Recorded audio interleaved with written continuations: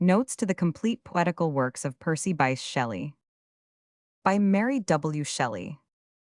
Preface by Mrs. Shelley to first collected edition, 1839.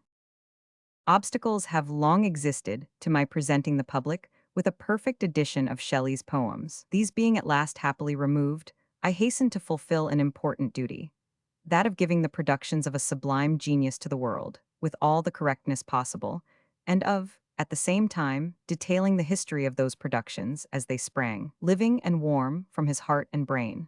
I abstain from any remark on the occurrences of his private life, except inasmuch as the passions which they engendered inspired his poetry. This is not the time to relate the truth, and I should reject any coloring of the truth. No account of these events has ever been given at all approaching reality in their details, either as regards himself or others. Nor shall I further allude to them than to remark that the errors of action committed by a man as noble and generous as Shelley may, as far as he only is concerned, be fearlessly avowed by those who loved him in the firm conviction that, were they judged impartially, his character would stand in fairer and brighter light than that of any contemporary. Whatever faults he had ought to find extenuation among his fellows, since they prove him to be human. Without them, the exalted nature of his soul would have raised him into something divine. The qualities that struck anyone newly introduced to Shelley were, first, a gentle and cordial goodness that animated his intercourse with warm affection and helpful sympathy.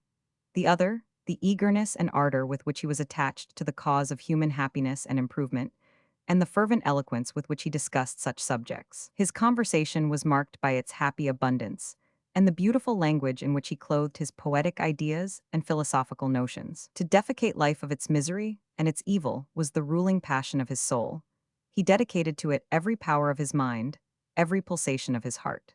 He looked on political freedom as the direct agent to effect the happiness of mankind, and thus any new-sprung hope of liberty inspired a joy and an exultation more intense and wild than he could have felt for any personal advantage. Those who have never experienced the workings of passion on general and unselfish subjects cannot understand this, and it must be difficult of comprehension to the younger generation rising around, since they cannot remember the scorn and hatred with which the partisans of reform were regarded some few years ago, nor the persecutions to which they were exposed. He had been from youth the victim of the state of feeling inspired by the reaction of the French Revolution, and believing firmly in the justice and excellence of his views, it cannot be wondered that a nature as sensitive, as impetuous, and as generous as his should put its whole force into the attempt to alleviate for others the evils of those systems from which he had himself suffered. Many advantages attended his birth. He spurned them all when balanced with what he considered his duties. He was generous to imprudence, devoted to heroism. These characteristics breathed throughout his poetry. The struggle for human weal, the resolution firm to martyrdom, the impetuous pursuit, the glad triumph in good, the determination not to despair. Such were the features that marked those of his works which he regarded with most complacency, as sustained by a lofty subject and useful aim. In addition to these, his poems may be divided into two classes, the purely imaginative and those which sprang from the emotions of his heart. Among the former may be classed The Witch of Atlas, Adonaïs, and his latest composition, left imperfect, The Triumph of Life. In the first of these particularly, he gave the reins to his fancy, and luxuriated in every idea as it rose. In all there is that sense of mystery which formed an essential portion of his perception of life, a clinging to the subtler inner spirit, rather than to the outward form, a curious and metaphysical anatomy of human passion and perception. The second class is, of course, the more popular, as appealing at once to emotions common to us all. Some of these rest on the passion of love, others on grief and despondency, others on the sentiments inspired by natural objects. Shelley's conception of love was exalted, absorbing, allied to all that is purest and noblest in our nature, and warmed by earnest passion. Such it appears when he gave it a voice in verse. Yet he was usually averse to expressing these feelings, except when highly idealized, and many of his more beautiful effusions he had cast aside unfinished, and they were never seen by me till after I had lost him. Others, as for instance, Rosalind and Helen and lines written among the Euganean hills, I found among his papers by chance, and with some difficulty urged him to complete them. There are others, such as the Ode to the Skylark and the Cloud, which, in the opinion of many critics, bear a purer poetical stamp than any other of his productions. They were written as his mind prompted, listening to the caroling of the bird, aloft in the azure sky of Italy, or marking the cloud as it sped across the heavens while he floated in his boat on the Thames. No poet was ever warmed by a more genuine and unforced inspiration. His extreme sensibility gave the intensity of passion to his intellectual pursuits, and rendered his mind keenly alive to every perception of outward objects, as well as to his internal sensations. Such a gift is, among the sad vicissitudes of human life, the disappointments we meet, and the galling sense of our own mistakes and errors, fraught with pain. To escape from such, he delivered up his soul to poetry, and felt happy when he sheltered himself from the influence of human sympathies in the wildest regions of fancy. His imagination has been termed too brilliant, his thoughts too subtle. He loved to idealize reality, and this is a taste shared by few. We are willing to have our passing whims exalted into passions, for this gratifies our vanity. But few of us understand or sympathize with the endeavor to ally the love of abstract beauty and adoration of abstract good, the to Agathan kai to Calon of the Socratic philosophers, with our sympathies with our kind. In this, Shelley resembled Plato, both taking more delight in the abstract and the ideal than in the special and tangible. This did not result from imitation, for it was not till Shelley resided in Italy that he made Plato his study. He then translated his Symposium and his Ion, and the English language boasts of no more brilliant composition than Plato's praise of love translated by Shelley. To return to his own poetry, the luxury of imagination, which sought nothing beyond itself, as a child burdens itself with spring flowers, thinking of no use beyond the enjoyment of gathering them, often showed itself in his verses. They will be only appreciated by minds which have resemblance to his own, and the mystic subtlety of many of his thoughts will share the same fate. The metaphysical strain that characterizes much of what he has written was, indeed, the portion of his works to which, apart from those whose scope was to awaken mankind to aspirations for what he considered the true and good, he was himself particularly attached. There is much, however, that speaks to the many. When he would consent to dismiss these huntings after the obscure, which, entwined with his nature as they were, he did with difficulty, no poet ever expressed in sweeter, more heart-reaching, or more passionate verse, the gentler or more forcible emotions of the soul. A wise friend once wrote to Shelley, "You are still very young, and in certain essential respects you do not yet sufficiently perceive that you are so. It is seldom that the young know what youth is, till they have got beyond its period, and time was not given him to attain this knowledge. It must be remembered that there is the stamp of such inexperience on all he wrote. He had not completed his 29th year when he died. The calm of middle life did not add the seal of the virtues which adorn maturity to those generated by the vehement spirit of youth. Through life also he was a martyr to ill health, and constant pain wound up his nerves to a pitch of susceptibility that rendered his views of life different from those of a man in the enjoyment of healthy sensations. Perfectly gentle and forbearing in manner, he suffered a good deal of internal irritability, or rather excitement, and his fortitude to bear was almost always on the stretch. And thus, during a short life, he had gone through more experience of sensation than many whose existence is protracted. "If I die tomorrow," he said, on the eve of his unanticipated death, "I have lived to be older than my father." The weight of thought and feeling burdened him heavily. You read his sufferings in his attenuated frame, while you perceived the mastery he held over them in his animated countenance and brilliant eyes. He died, and the world showed no outward sign. But his influence over mankind, though slow in growth, is fast augmenting, and in the ameliorations that have taken place in the political state of his country, we may trace in part the operation of his arduous struggles. His spirit gathers peace in its new state from the sense that, though late, his exertions were not made in vain, and in the progress of the liberty he so fondly loved. He died, and his place, among those who knew him intimately, has never been filled up. He walked beside them like a spirit of good to comfort and benefit, to enlighten the darkness of life with irradiations of genius, to cheer it with his sympathy and love. Anyone, once attached to Shelley, must feel all other affections, however true and fond, as wasted on barren soil in comparison. It is our best consolation to know that such a pure-minded and exalted being was once among us, and now exists where we hope one day to join him. Although the intolerant, in their blindness, poured down anathemas, the spirit of good, who can judge the heart, never rejected him. In the notes appended to the poems, I have endeavored to narrate the origin and history of each. The loss of nearly all letters and papers which refer to his early life renders the execution more imperfect than it would otherwise have been. I have, however, the liveliest recollection of all that was done and said during the period of my knowing him. Every impression is as clear as if stamped yesterday, and I have no apprehension of any mistake in my statements as far as they go. In other respects, I am indeed incompetent, but I feel the importance of the task and regard it as my most sacred duty. I endeavor to fulfill it in a manner he would himself approve, and hope, in this publication, to lay the first stone of a monument due to Shelley's genius, his sufferings, and his virtues. Si al seguir sun tarda. Forse avere chi el bel nome gentile. Consecrero con questa stanca pena. Postscript in second edition of 1839. In revising this new edition, and carefully consulting Shelley's scattered and confused papers, I found a few fragments which had hitherto escaped me, and was enabled to complete a few poems hitherto left unfinished. What at one time escapes the searching eye, dimmed by its own earnestness, becomes clear at a future period. By the aid of a friend, I also present some poems complete and correct which hitherto have been defaced by various mistakes and omissions. It was suggested that the poem, To the Queen of My Heart, was falsely attributed to Shelley. I certainly find no trace of it among his papers, and, as those of his intimate friends whom I have consulted never heard of it, I omit it. Two poems are added of some length, Swellfoot the Tyrant and Peter Bell III. I have mentioned the circumstances under which they were written in the notes, and need only add that they are conceived in a very different spirit from Shelley's usual compositions. They are specimens of the burlesque and fanciful, but, although they adopt a familiar style and homely imagery, there shine through the radiance of the poet's imagination the earnest views and opinions of the politician and the moralist. At my request, the publisher has restored the omitted passages of Queen Mab.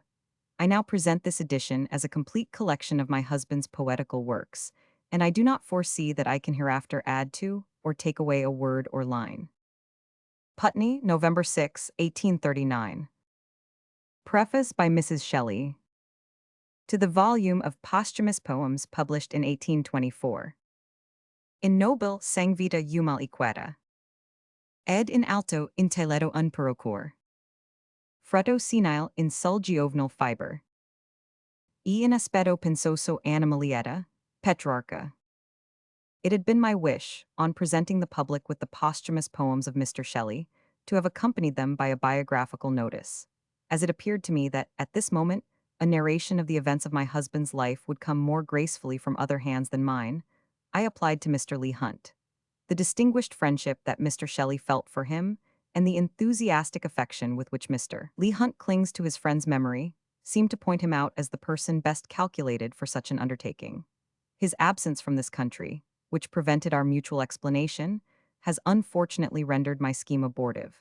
I do not doubt but that on some other occasion he will pay this tribute to his lost friend, and sincerely regret that the volume which I edit has not been honored by its insertion. The comparative solitude in which Mr. Shelley lived was the occasion that he was personally known to few, and his fearless enthusiasm in the cause which he considered the most sacred upon earth, the improvement of the moral and physical state of mankind, was the chief reason why he, like other illustrious reformers, was pursued by hatred and calumny. No man was ever more devoted than he to the endeavor of making those around him happy. No man ever possessed friends more unfeignedly attached to him. The ungrateful world did not feel his loss, and the gap it made seemed to close as quickly over his memory as the murderous sea above his living frame. Hereafter men will lament that his transcendent powers of intellect were extinguished before they had bestowed on them their choicest treasures. To his friends his loss is irremediable. The wise, the brave, the gentle is gone forever. He is to them as a bright vision, whose radiant track, left behind in the memory, is worth all the realities that society can afford. Before the critics contradict me, let them appeal to anyone who had ever known him. To see him was to love him, and his presence, like Ithuriel's spear, was alone sufficient to disclose the falsehood of the tale which his enemies whispered in the ear of the ignorant world. His life was spent in the contemplation of nature, in arduous study, or in acts of kindness and affection. He was an elegant scholar and a profound metaphysician. Without possessing much scientific knowledge, he was unrivaled in the justness and extent of his observations on natural objects. He knew every plant by its name, and was familiar with the history and habits of every production of the earth.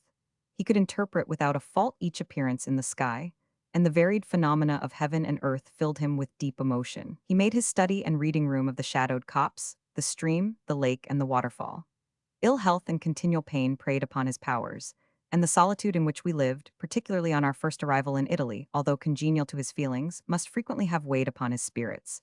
Those beautiful and affecting lines written in dejection near Naples were composed at such an interval. But when in health, his spirits were buoyant and youthful to an extraordinary degree. Such was his love for nature that every page of his poetry is associated, in the minds of his friends, with the loveliest scenes of the countries which he inhabited. In early life, he visited the most beautiful parts of this country and Ireland. Afterwards, the Alps of Switzerland became his inspirers. Prometheus Unbound was written among the deserted and flower-grown ruins of Rome, and when he made his home under the Pisan Hills, their roofless recesses harbored him as he composed The Witch of Atlas, Adonaïs, and Hellas. In the wild but beautiful bay of Spezia, the winds and waves which he loved became his playmates. His days were chiefly spent on the water. The management of his boat, its alterations and improvements, were his principal occupation. At night, when the unclouded moon shone on the calm sea, he often went alone in his little shallop to the rocky caves that bordered it, and, sitting beneath their shelter, wrote The Triumph of Life, the last of his productions. The beauty but strangeness of this lonely place, the refined pleasure which he felt in the companionship of a few selected friends, our entire sequestration from the rest of the world, all contributed to render this period of his life one of continued enjoyment. I am convinced that the 2 months we passed there were the happiest which he had ever known. His health even rapidly improved, and he was never better than when I last saw him, full of spirits and joy, embark for Leghorn, that he might there welcomely hunt. To Italy, I was to have accompanied him, but illness confined me to my room, and thus put the seal on my misfortune. His vessel bore out of sight with a favorable wind, and I remained awaiting his return by the breakers of that sea which was about to engulf him. He spent a week at Pisa, employed in kind offices toward his friend, and enjoying with keen delight the renewal of their intercourse. He then embarked with Mr. Williams, the chosen and beloved sharer of his pleasures and of his fate, to return to us. We waited for them in vain. The sea by its restless moaning seemed to desire to inform us of what we would not learn, but a veil may well be drawn over such misery. The real anguish of those moments transcended all the fictions that the most glowing imagination ever portrayed. Our seclusion, the savage nature of the inhabitants of the surrounding villages, and our immediate vicinity to the troubled sea, combined to imbue with strange horror our days of uncertainty.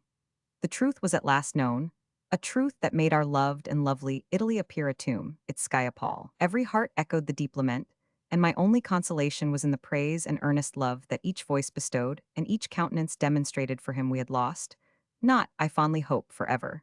His unearthly and elevated nature is a pledge of the continuation of his being, although in an altered form. Rome received his ashes. They are deposited beneath its weed-grown wall, and the world's sole monument is enriched by his remains. I must add a few words concerning the contents of this volume. Julian and Madelot, The Witch of Atlas, and most of the translations, were written some years ago, and with the exception of the Cyclops and the scenes from the Magico Prodigioso, may be considered as having received the author's ultimate corrections. The Triumph of Life was his last work, and was left in so unfinished a state that I arranged it in its present form with great difficulty. All his poems which were scattered in periodical works are collected in this volume, and I have added a reprint of Alastor, or The Spirit of Solitude. The difficulty with which a copy can be obtained is the cause of its republication. Many of the miscellaneous poems, written on the spur of the occasion, and never retouched, I found among his manuscript books and have carefully copied. I have subjoined, whenever I have been able, the date of their composition. I do not know whether the critics will reprehend the insertion of some of the most imperfect among them, but I frankly own that I have been more actuated by the fear lest any monument of his genius should escape me than the wish of presenting nothing but what was complete to the fastidious reader. I feel secure that the lovers of Shelley's poetry, who know how, more than any poet of the present day, every line and word he wrote is instinct with peculiar beauty, will pardon and thank me. I consecrate this volume to them. The size of this collection has prevented the insertion of any prose pieces. They will hereafter appear in a separate publication. Mary W. Shelley. London, June 1, 1824. Note on Queen Mab by Mrs. Shelley. Shelley was 18 when he wrote Queen Mab. He never published it. When it was written, he had come to the decision that he was too young to be a judge of controversies, and he was desirous of acquiring that sobriety of spirit which is the characteristic of true heroism. But he never doubted the truth or utility of his opinions, and, in printing and privately distributing, Queen Mab He believed that he should further their dissemination, without occasioning the mischief either to others or himself that might arise from publication.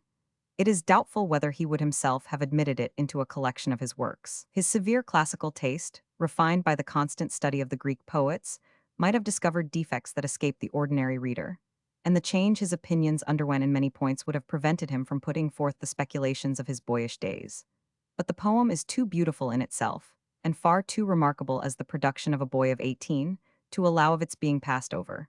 Besides that, having been frequently reprinted, the omission would be vain. In the former edition, certain portions were left out, as shocking the general reader from the violence of their attack on religion. I myself had a painful feeling that such erasures might be looked upon as a mark of disrespect towards the author, and am glad to have the opportunity of restoring them. The notes also are reprinted entire, not because they are models of reasoning or lessons of truth, but because Shelley wrote them, and that all that a man at once so distinguished and so excellent ever did deserves to be preserved. The alterations his opinions underwent ought to be recorded, for they form his history. A series of articles was published in the New Monthly Magazine during the autumn of the year 1832, written by a man of great talent, a fellow collegian and warm friend of Shelley.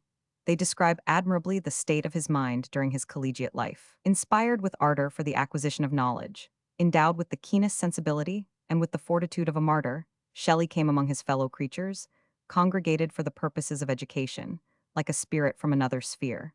Too delicately organized for the rough treatment man uses towards man, especially in the season of youth, and too resolute in carrying out his own sense of good and justice, not to become a victim. To a devoted attachment to those he loved, he added a determined resistance to oppression.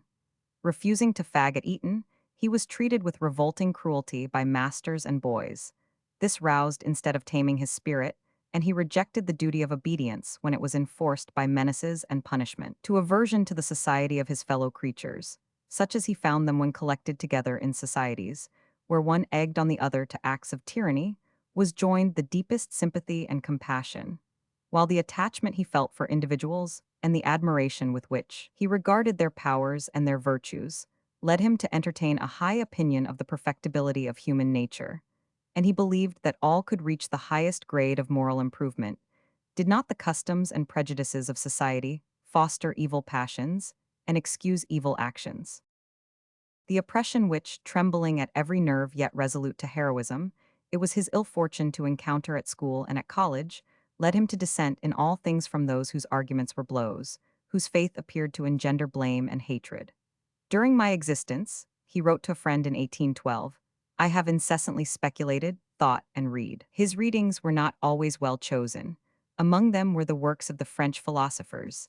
As far as metaphysical argument went, he temporarily became a convert. At the same time, it was the cardinal article of his faith that, if men were but taught and induced to treat their fellows with love, charity, and equal rights, this earth would realize paradise. He looked upon religion, as it is professed, and above all practiced, as hostile instead of friendly to the cultivation of those virtues which would make men brothers. Can this be wondered at?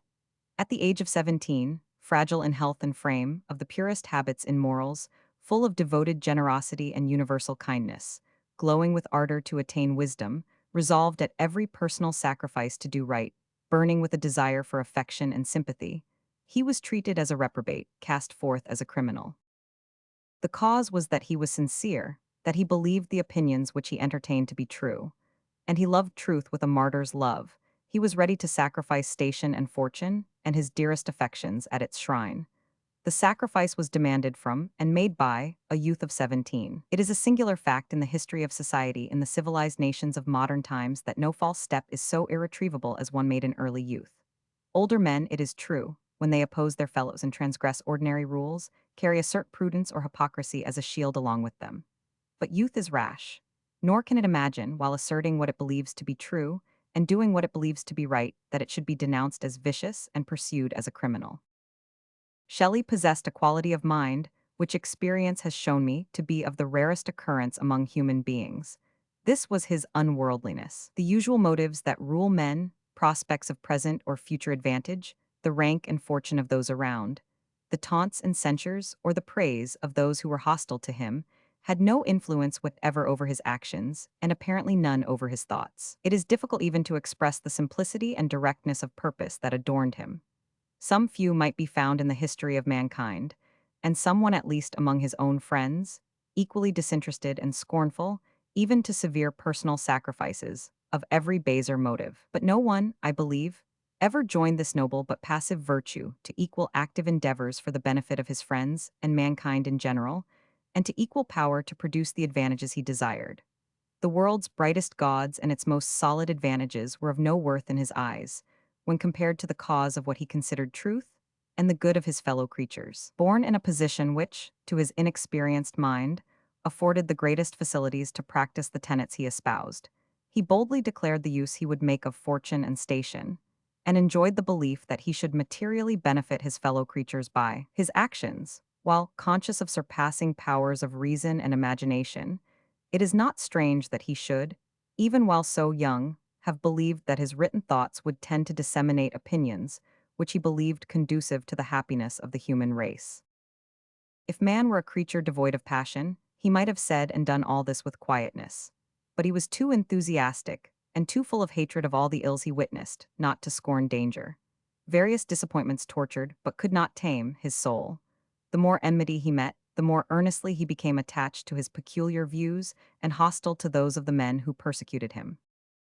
He was animated to greater zeal by compassion for his fellow creatures. His sympathy was excited by the misery with which the world is burning. He witnessed the sufferings of the poor and was aware of the evils of ignorance.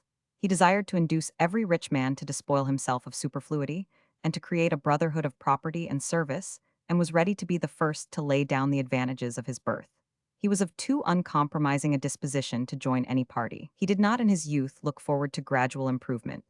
Nay, in those days of intolerance, now almost forgotten, it seemed as easy to look forward to the sort of millennium of freedom and brotherhood which he thought the proper state of mankind, as to the present reign of moderation and improvement. Ill health made him believe that his race would soon be run, that a year or two was all he had of life. He desired that these years should be useful and illustrious. He saw, in a fervent call on his fellow creatures to share alike the blessings of the creation, to love and serve each other, the noblest work that life and time permitted him. In this spirit he composed Queen Mab. He was a lover of the wonderful and wild in literature, but had not fostered these tastes at their genuine sources, the romances and chivalry of the Middle Ages, but in the perusal of such German works as were current in those days. Under the influence of these, he, at the age of 15, wrote two short prose romances of slender merit. The sentiments and language were exaggerated, the composition imitative and poor. He wrote also a poem on the subject of Ahasuerus, being led to it by a German fragment he picked up, dirty and torn, in Lincoln's Inn Fields. This fell afterwards into other hands, and was considerably altered before it was printed. Our earlier English poetry was almost unknown to him. The love and knowledge of nature developed by Wordsworth, the lofty melody and mysterious beauty of Coleridge's poetry, and the wild fantastic machinery and gorgeous scenery adopted by Southey, composed his favorite reading. The rhythm of Queen Mab was founded on that of Thalaba, and the first few lines bear a striking resemblance in spirit, though not in idea, to the opening of that poem. His fertile imagination, an ear tuned to the finest sense of harmony, preserved him from imitation.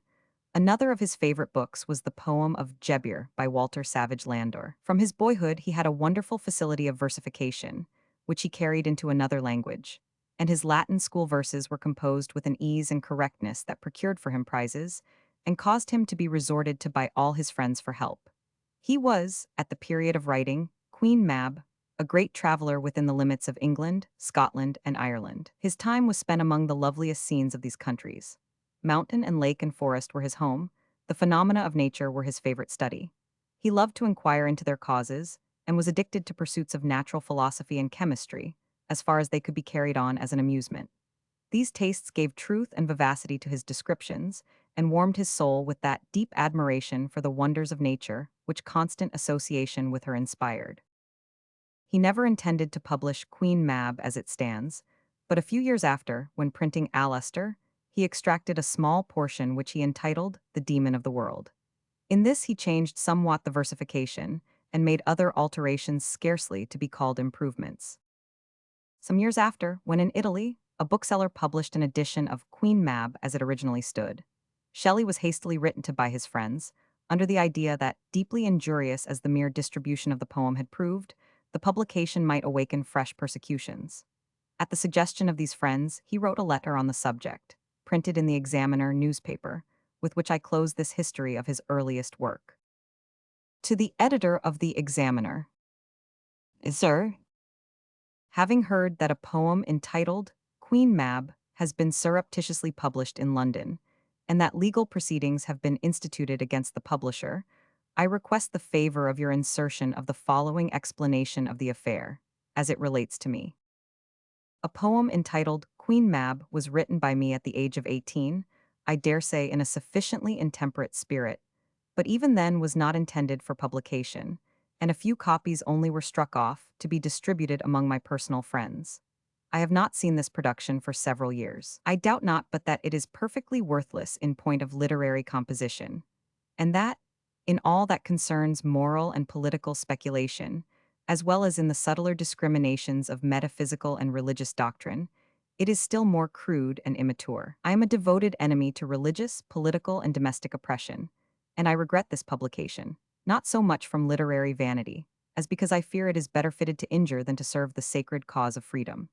I have directed my solicitor to apply to Chancery for an injunction to restrain the sale, but after the precedent of Mr. Southey's Wat Tyler, a poem written, I believe, at the same age, and with the same unreflecting enthusiasm, with little hope of success. Whilst I exonerate myself from all share in having divulged opinions hostile to existing sanctions, under the form, whatever it may be, which they assume in this poem, it is scarcely necessary for me to protest against the system of inculcating the truth of Christianity or the excellence of monarchy, however true or however excellent they may be, by such equivocal arguments as confiscation and imprisonment, and invective and slander, and the insolent violation of the most sacred ties of nature and society. Sir, I am your obliged and obedient servant, Percy B. Shelley. Pisa, June 22, 1821. Note on Alastair by Mrs. Shelley. Alastair is written in a very different tone from Queen Mab. In the latter, Shelley poured out all the cherished speculations of his youth, all the irrepressible emotions of sympathy, censure, and hope, to which the present suffering, and what he considers the proper destiny of his fellow creatures, gave birth. Alastair, on the contrary, contains an individual interest only. A very few years with their attendant events had checked the ardor of Shelley's hopes, though he still thought them well grounded, and that to advance their fulfillment was the noblest task man could achieve. This is neither the time nor place to speak of the misfortunes that checkered his life. It will be sufficient to say that, in all he did, he at the time of doing it believed himself justified to his own conscience, while the various ills of poverty and loss of friends brought home to him the sad realities of life. Physical suffering had also considerable influence in causing him to turn his eyes inward, inclining him rather to brood over the thoughts and emotions of his own soul than to glance abroad, and to make, as in Queen Mab, the whole universe the object and subject of his song. In the spring of 1815, an eminent physician pronounced that he was dying rapidly of a consumption. Abscesses were formed on his lungs, and he suffered acute spasms. Suddenly a complete change took place, and though through life he was a martyr to pain and debility, every symptom of pulmonary disease vanished. His nerves, which nature had formed sensitive to an unexampled degree, were rendered still more susceptible by the state of his health. As soon as the peace of 1814 had opened the continent, he went abroad. He visited some of the more magnificent scenes of Switzerland and returned to England from Lucerne by the Reuss and the Rhine. The river navigation enchanted him. In his favorite poem of Thalaba, his imagination had been excited by a description of such a voyage. In the summer of 1815, after a tour along the southern coast of Devonshire and a visit to Clifton, he rented a house on Bishopsgate Heath, on the borders of Windsor Forest, where he enjoyed several months of comparative health and tranquil happiness. The later summer months were warm and dry. Accompanied by a few friends, he visited the source of the Thames, making a voyage in a wherry from Windsor to Critchlade. His beautiful stanzas in the churchyard of Lechlade were written on that occasion. Alastair was composed on his return. He spent his days under the oak shades of Windsor Great Park, and the magnificent woodland was a fitting study to inspire the various descriptions of forest scenery we find in the poem. None of Shelley's poems is more characteristic than this.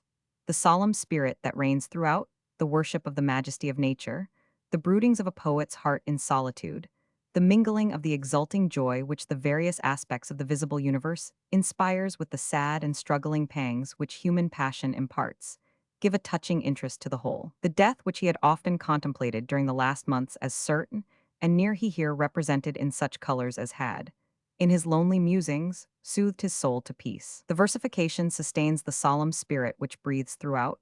It is peculiarly melodious. The poem ought rather to be considered didactic than narrative.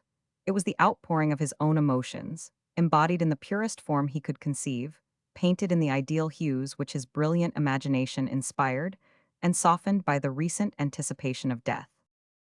Note on the Revolt of Islam by Mrs. Shelley. Shelley possessed two remarkable qualities of intellect, a brilliant imagination and a logical exactness of reason. His inclinations led him, he fancied, almost alike to poetry and metaphysical discussions.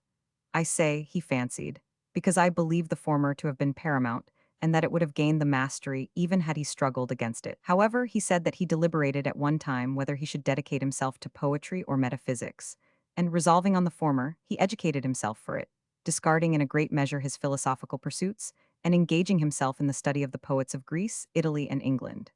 To these may be added a constant perusal of portions of the Old Testament, the Psalms, the Book of Job, the prophet Isaiah, and others, the sublime poetry of which filled him with delight. As a poet, his intellect and compositions were powerfully influenced by exterior circumstances, and especially by his place of abode. He was very fond of traveling, and ill health increased this restlessness. The sufferings occasioned by a cold English winter made him pine, especially when our colder spring arrived, for a more genial climate. In 1816 he again visited Switzerland and rented a house on the banks of the Lake of Geneva, and many a day, in cloud or sunshine, was passed alone in his boat, sailing as the wind listed, or weltering on the calm waters. The majestic aspect of nature ministered such thoughts as he afterwards enwove in verse. His lines on the bridge of the Arve, and his Hymn to Intellectual Beauty, were written at this time. Perhaps during this summer his genius was checked by association with another poet whose nature was utterly dissimilar to his own, yet who, in the poem he wrote at that time, gave tokens that he shared for a period the more abstract and etherealized inspiration of Shelley. The saddest events awaited his return to England, but such was his fear to wound the feelings of others that he never expressed the anguish he felt, and seldom gave vent to the indignation roused by the persecutions he underwent, while the course of deep unexpressed passion, and the sense of injury, engendered the desire to embody themselves in forms defecated of all the weakness and evil which cling to real life. He chose therefore for his hero a youth nourished in dreams of liberty, some of whose actions are in direct opposition to the opinions of the world, but who is animated throughout by an ardent love of virtue, and a resolution to confer the boons of political and intellectual freedom on his fellow creatures. He created for this youth a woman such as he delighted to imagine, full of enthusiasm for the same objects. And they both, with will unvanquished and the deepest sense of the justice of their cause, met adversity and death. There exists in this poem a memorial of a friend of his youth. The character of the old man who liberates Leon from his tower prison and tends on him in sickness is founded on that of Dr. Lind, who, when Shelley was at Eton, had often stood by to befriend and support him, and whose name he never mentioned without love and veneration. During the year 1817, we were established at Marlow in Buckinghamshire. Shelley's choice of abode was fixed chiefly by this town being at no great distance from London, and its neighborhood to the Thames. The poem was written in his boat, as it floated under the beech groves of Bysshe, or during wanderings in the neighboring country, which is distinguished for peculiar beauty. The chalk hills break into cliffs that overhang the Thames, or form valleys clothed with beech. The wilder portion of the country is rendered beautiful by exuberant vegetation, and the cultivated part is peculiarly fertile. With all this wealth of nature which, either in the form of gentlemen's parks or soil dedicated to agriculture, flourishes around, Marlow was inhabited.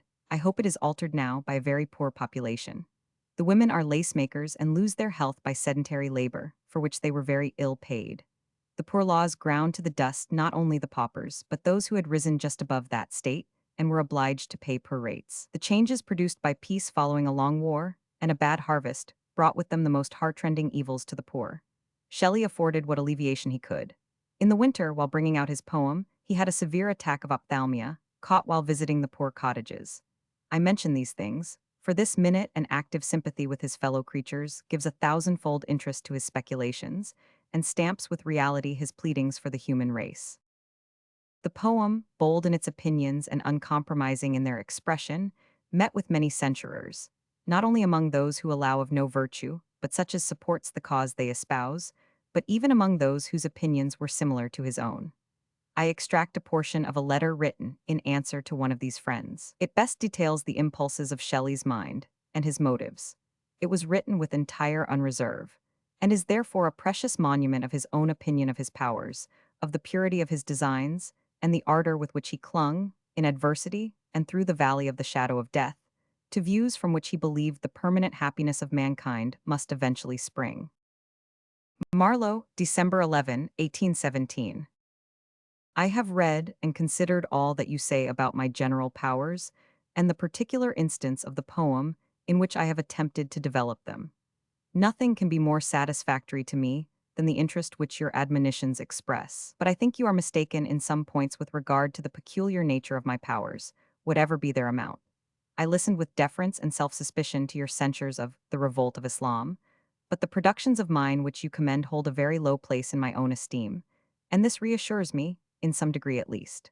The poem was produced by a series of thoughts which filled my mind with unbounded and sustained enthusiasm. I felt the precariousness of my life, and I engaged in this task, resolved to leave some record of myself. Much of what the volume contains was written with the same feeling, as real, though not so prophetic, as the communications of a dying man. I never presumed indeed to consider it anything approaching to faultless, but when I consider contemporary productions of the same apparent pretensions, I own I was filled with confidence. I felt that it was in many respects a genuine picture of my own mind. I felt that the sentiments were true, not assumed. And in this have I long believed that my power consists, in sympathy, and that part of the imagination which relates to sentiment and contemplation. I am formed, if for anything not in common with the herd of mankind, to apprehend minute and remote distinctions of feeling, whether relative to external nature or the living beings which surround us, and to communicate the conceptions which result from considering either the moral or the material universe as a whole.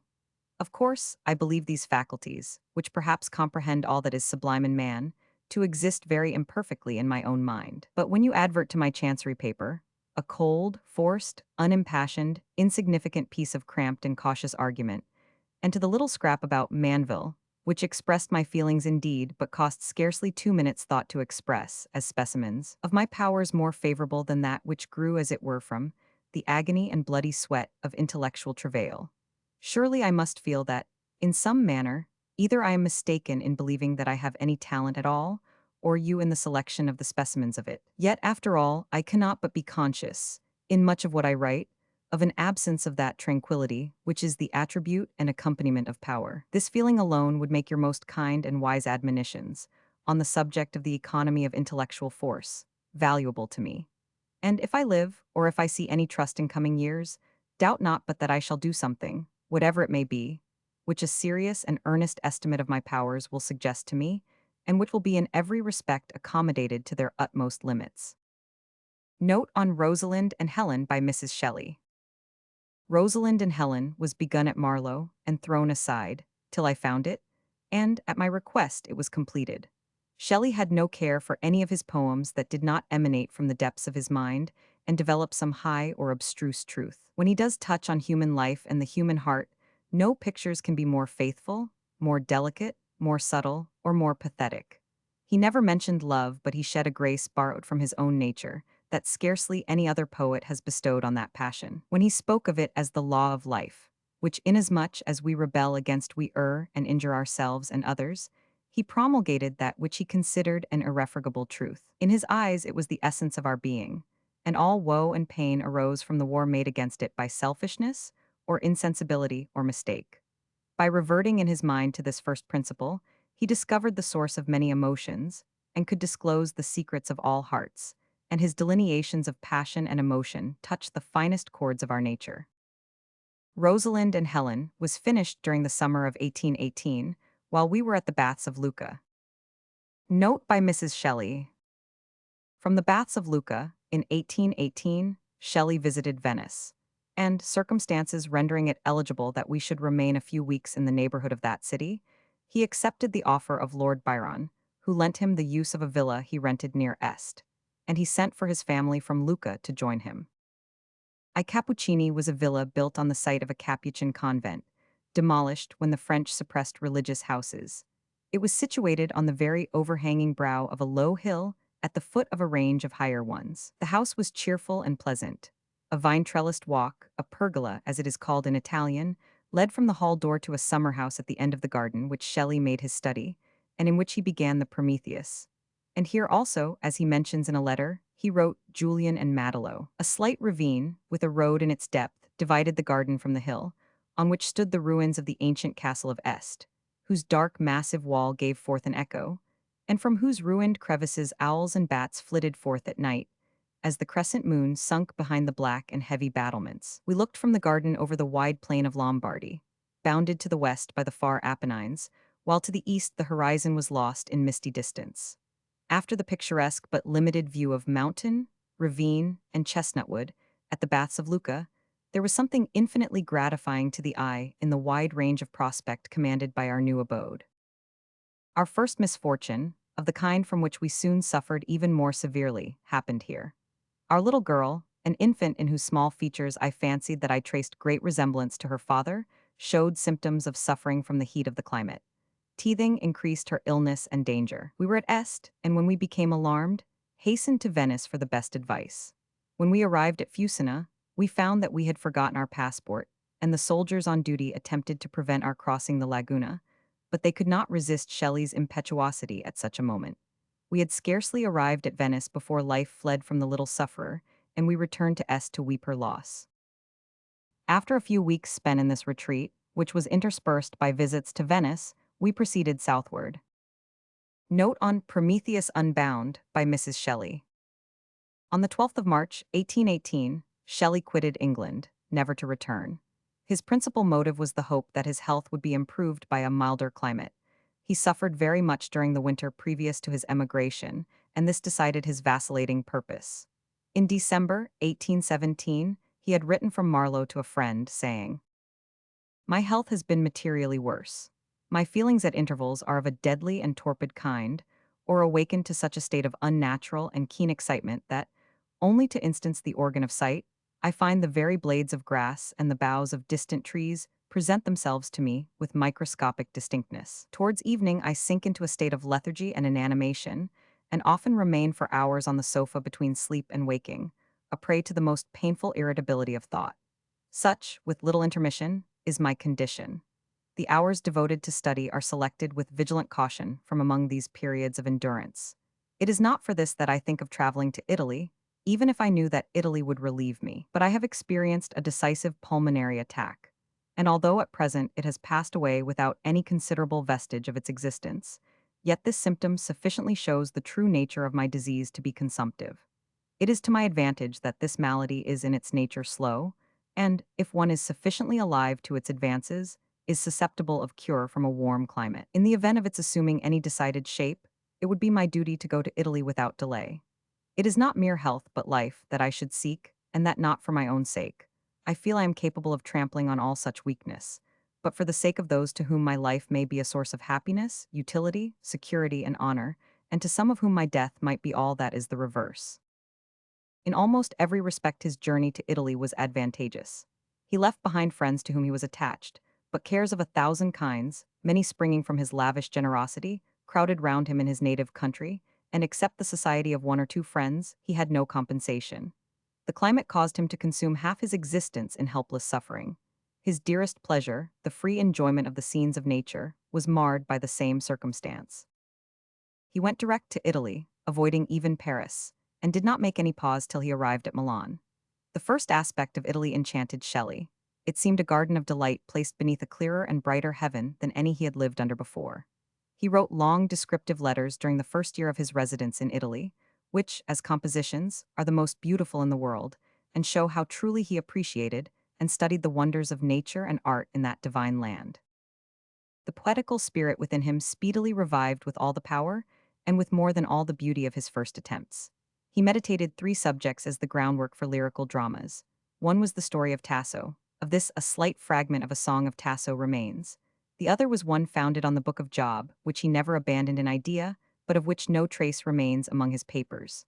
The third was the Prometheus Unbound. The Greek tragedians were now his most familiar companions in his wanderings, and the sublime majesty of Aeschylus filled him with wonder and delight. The father of Greek tragedy does not possess the pathos of Sophocles, nor the variety and tenderness of Euripides. The interest on which he founds his dramas is often elevated above human vicissitudes into the mighty passions and throes of gods and demigods. Such fascinated the abstract imagination of Shelley. We spent a month at Milan, visiting the Lake of Como during that interval. Thence we passed in succession to Pisa, Leghorn, the Baths of Lucca, Venice, Est, Rome, Naples, and back again to Rome, whither we returned early in March 1819. During all this time, Shelley meditated the subject of his drama and wrote portions of it. Other poems were composed during this interval, and while at the Bagni di Lucca, he translated Plato's Symposium. But though he diversified his studies, his thoughts centered in the Prometheus. At last, when at Rome, during a bright and beautiful spring, he gave up his whole time to the composition. The spot selected for his study was, as he mentions in his preface, the mountainous ruins of the Baths of Caracalla. These are little known to the ordinary visitor at Rome. He describes them in a letter, with that poetry and delicacy and truth of description which render his narrated impressions of scenery of unequaled beauty and interest. At first he completed the drama in 3 acts. It was not till several months after, when at Florence, that he conceived that a 4th act, a sort of hymn of rejoicing in the fulfillment of the prophecies with regard to Prometheus, ought to be added to complete the composition. The prominent feature of Shelley's theory of the destiny of the human species was that evil is not inherent in the system of the creation, but an accident that might be expelled. This also forms a portion of Christianity. God made earth and man perfect, till he, by his fall, brought death into the world and all our woe. Shelley believed that mankind had only to will that there should be no evil, and there would be none. It is not my part in these notes to notice the arguments that have been urged against this opinion, but to mention the fact that he entertained it, and was indeed attached to it with fervent enthusiasm.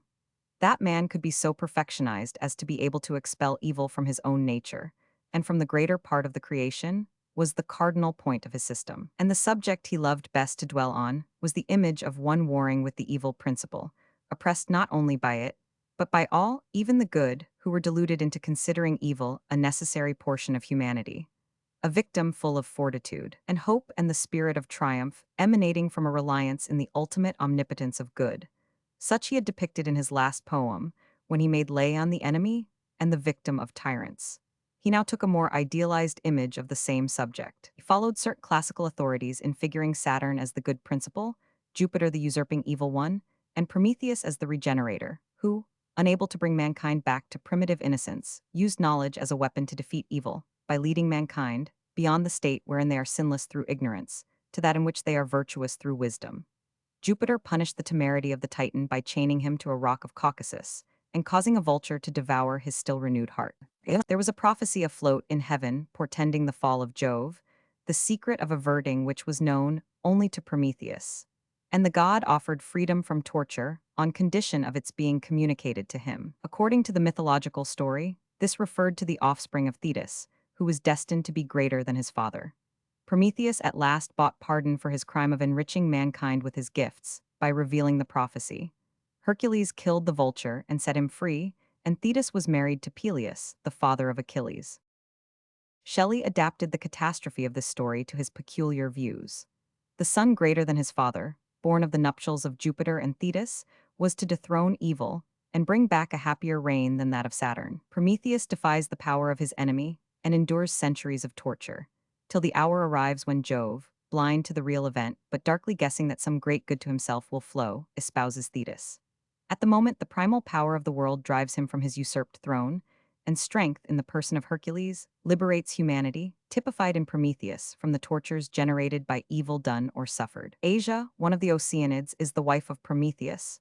She was, according to other mythological interpretations, the same as Venus and nature. When the benefactor of mankind is liberated, nature resumes the beauty of her prime and is united to her husband, the emblem of the human race, in perfect and happy union. In the 4th act, the poet gives further scope to his imagination and idealizes the forms of creation, such as we know them, instead of such as they appeared to the Greeks. Maternal earth, the mighty parent, is superseded by the spirit of the earth, the guide of our planet through the realms of sky, while his fair and weaker companion and attendant, the spirit of the moon, receives bliss from the annihilation of evil in the superior sphere.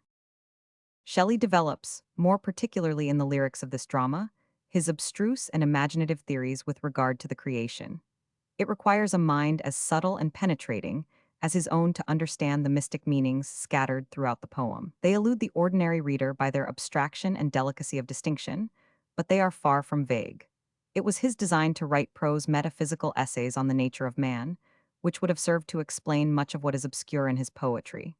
A few scattered fragments of observations and remarks alone remain. He considered these philosophical views of mind and nature to be instinct with the intensest spirit of poetry. More popular poets clothed the ideal with familiar and sensible imagery. Shelley loved to idealize the real, to gift the mechanism of the material universe with a soul and a voice, and to bestow such also on the most delicate and abstract emotions and thoughts of the mind. Sophocles was his great master in this species of imagery. I find in one of his manuscript books some remarks on a line in the Oedipus Tyrannus, which show at once the critical subtlety of Shelley's mind, and explain his apprehension of those minute and remote distinctions of feeling, whether relative to external nature or the living beings which surround us, which he pronounces, in the letter quoted in the note to the Revolt of Islam, to comprehend all that is sublime in man. In the Greek Shakespeare, Sophocles, we find the image. Palas d, odis elthonta frontidos planois.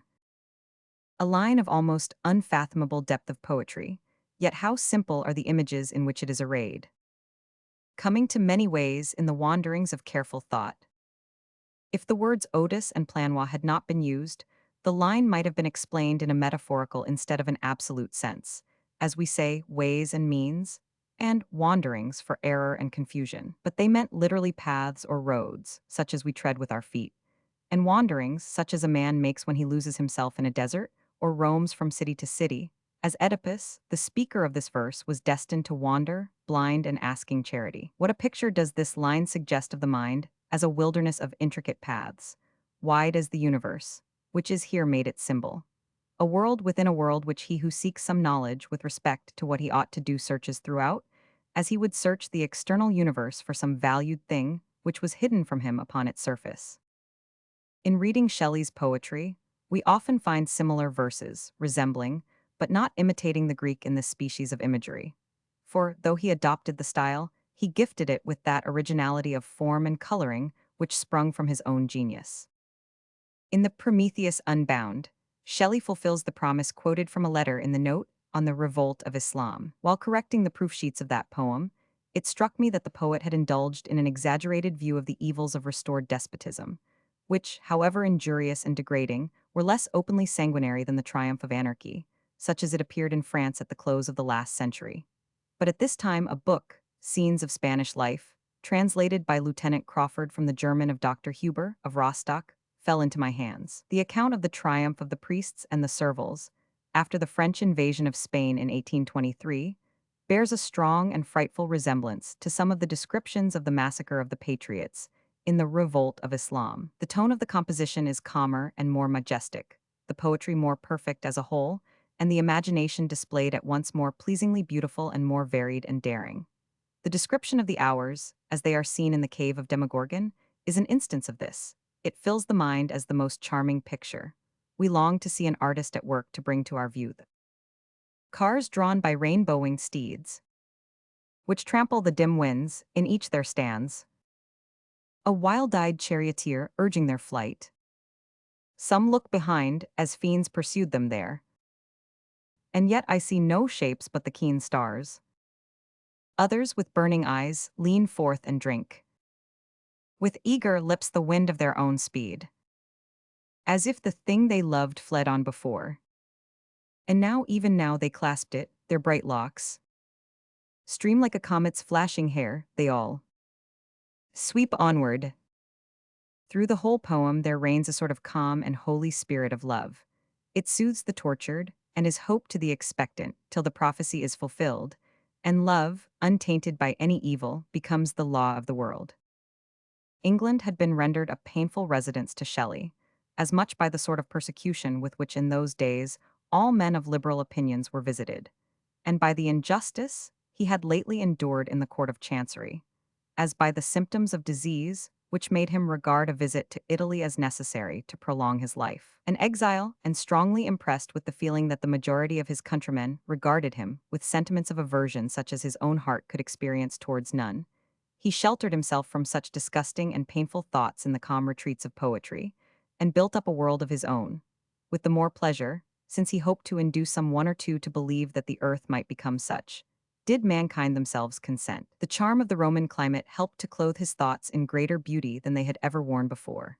And, as he wandered among the ruins made one with nature in their decay, or gazed on the Praxiteles shapes that throng the Vatican, the Capitol, and the palaces of Rome, his soul imbibed forms of loveliness which became a portion of itself. There are many passages in the Prometheus which show the intense delight he received from such studies, and give back the impression with a beauty of poetical description peculiarly his own. He felt this as a poet must feel when he satisfies himself by the result of his labors, and he wrote from Rome, "My Prometheus Unbound is just finished, and in a month or two I shall send it. It is a drama, with characters and mechanism of a kind yet unattempted, and I think the execution is better than any of my former attempts."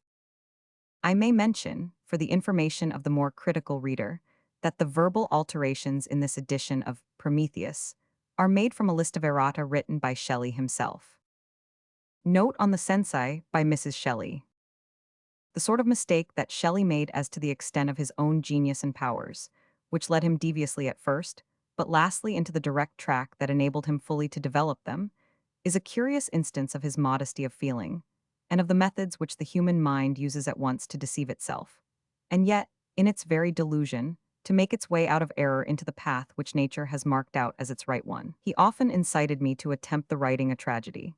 He conceived that I possessed some dramatic talent, and he was always most earnest and energetic in his exhortations that I should cultivate any talent I possessed to the utmost. I entertained a truer estimate of my powers, and above all, though at that time not exactly aware of the fact, I was far too young to have any chance of succeeding, even moderately, in a species of composition that requires a greater scope of experience in, and sympathy with, human passion than could then have fallen to my lot, or than any perhaps, except Shelley, ever possessed, even at the age of 26, at which he wrote the Sensei.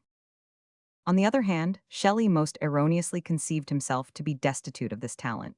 He believed that one of the first requisites was the capacity of forming and following up a story or plot. He fancied himself to be defective in this portion of imagination. It was that which gave him least pleasure in the writings of others, though he laid great store by it as the proper framework to support the sublimest efforts of poetry. He asserted that he was too metaphysical and abstract, too fond of the theoretical and the ideal, to succeed as a tragedian. It perhaps is not strange that I shared this opinion with himself, for he had hitherto shown no inclination for, nor given any specimen of his powers in framing and supporting the interest of a story, either in prose or verse. Once or twice, when he attempted such, he had speedily thrown it aside, as being even disagreeable to him as an occupation. The subject he had suggested for a tragedy was Charles I, and he had written to me, remember Charles I have been already imagining how you would conduct some scenes. The second volume of St. Leon begins with this proud and true sentiment: there is nothing which the human mind can conceive which it may not execute. Shakespeare was only a human being. These words were written in 1818, while we were in Lombardy, when he little thought how soon a work of his own would prove a proud comment on the passage he quoted. When in Rome, in 1819, a friend put into our hands the old manuscript account of the story of the Sensei. We visited the Colonna and Doria palaces, where the portraits of Beatrice were to be found, and her beauty cast the reflection of its own grace over her appalling story. Shelley's imagination became strongly excited, and he urged the subject to me as one fitted for a tragedy. More than ever I felt my incompetence, but I entreated him to write it instead, and he began, and proceeded swiftly, urged on by intense sympathy with the sufferings of the human beings whose passions, so long cold in the tomb, he revived, and gifted with poetic language. This tragedy is the only one of his works that he communicated to me during its progress. We talked over the arrangement of the scenes together. I speedily saw the great mistake we had made, and triumphed in the discovery of the new talent brought to light from that mine of wealth. Never, alas, through his untimely death, worked to its depths, his richly gifted mind. We suffered a severe affliction in Rome by the loss of our eldest child, who was of such beauty and promise as to cause him deservedly to be the idol of our hearts. We left the capital of the world, anxious for a time to escape a spot associated too intimately with his presence and loss. Such feelings haunted him when, in the Sensei, he makes Beatrice speak to Cardinal Camillo of that fair blue-eyed child, who was the lodestar of your life, and say, all see, since his most swift and piteous death, that day and night and heaven and earth and time, and all the things hoped for or done therein, are changed to you through your exceeding grief. Some friends of ours were residing in the neighborhood of Leghorn, and we took a small house, Villa Valsovano, about halfway between the town and Monte Nero, where we remained during the summer. Our villa was situated in the midst of a poder. The peasants sang as they worked beneath our windows, during the heats of a very hot season, and in the evening the waterwheel creaked as the process of irrigation went on, and the fireflies flashed from among the myrtle hedges. Nature was bright, sunshiny, and cheerful, or diversified by storms of a majestic terror, such as we had never before witnessed. At the top of the house there was a sort of terrace. There is often such in Italy, generally roofed. This one was very small, yet not only roofed but glazed. This Shelley made his study. It looked out on a wide prospect of fertile country and commanded a view of the near sea. The storms that sometimes varied our day showed themselves most picturesquely as they were driven across the ocean. Sometimes the dark, lurid clouds dipped towards the waves and became waterspouts that churned up the waters beneath, as they were chased onward and scattered by the tempest. At other times, the dazzling sunlight and heat made it almost intolerable to every other, but Shelley basked in both, and his health and spirits revived under their influence. In this airy cell, he wrote the principal part of the Sensei. He was making a study of Calderon at the time, reading his best tragedies with an accomplished lady living near us, to whom his letter from Leghorn was addressed during the following year. He admired Calderon, both for his poetry and his dramatic genius, but it shows his judgment and originality that, though greatly struck by his first acquaintance with the Spanish poet, none of his peculiarities crept into the composition of the Sensei, and there is no trace of his new studies, except in that passage to which he himself alludes as suggested by one in El Purgatorio de San Patricio. Shelley wished the Sensei to be acted. He was not a playgoer, being of such fastidious taste that he was easily disgusted by the bad filling up of the inferior parts. While preparing for our departure from England, however, he saw Miss O'Neill several times. She was then in the zenith of her glory, and Shelley was deeply moved by her impersonation of several parts, and by the graceful sweetness, the intense pathos, the sublime vehemence of passion she displayed. She was often in his thoughts as he wrote, and when he had finished, he became anxious that his tragedy should be acted, and received the advantage of having this accomplished actress to fill the part of the heroine. With this view, he wrote the following letter to a friend in London. The object of the present letter is to ask a favor of you. I have written a tragedy on a story well known in Italy, and, in my conception, eminently dramatic. I have taken some pains to make my play fit for representation, and those who have already seen it judge favorably. It is written without any of the peculiar feelings and opinions which characterize my other compositions. I have attended simply to the impartial development of such characters, as it is probable the persons represented really were, together with the greatest degree of popular effect to be produced by such a development. I send you a translation of the Italian manuscript on which my play is founded, the chief circumstance of which I have touched very delicately.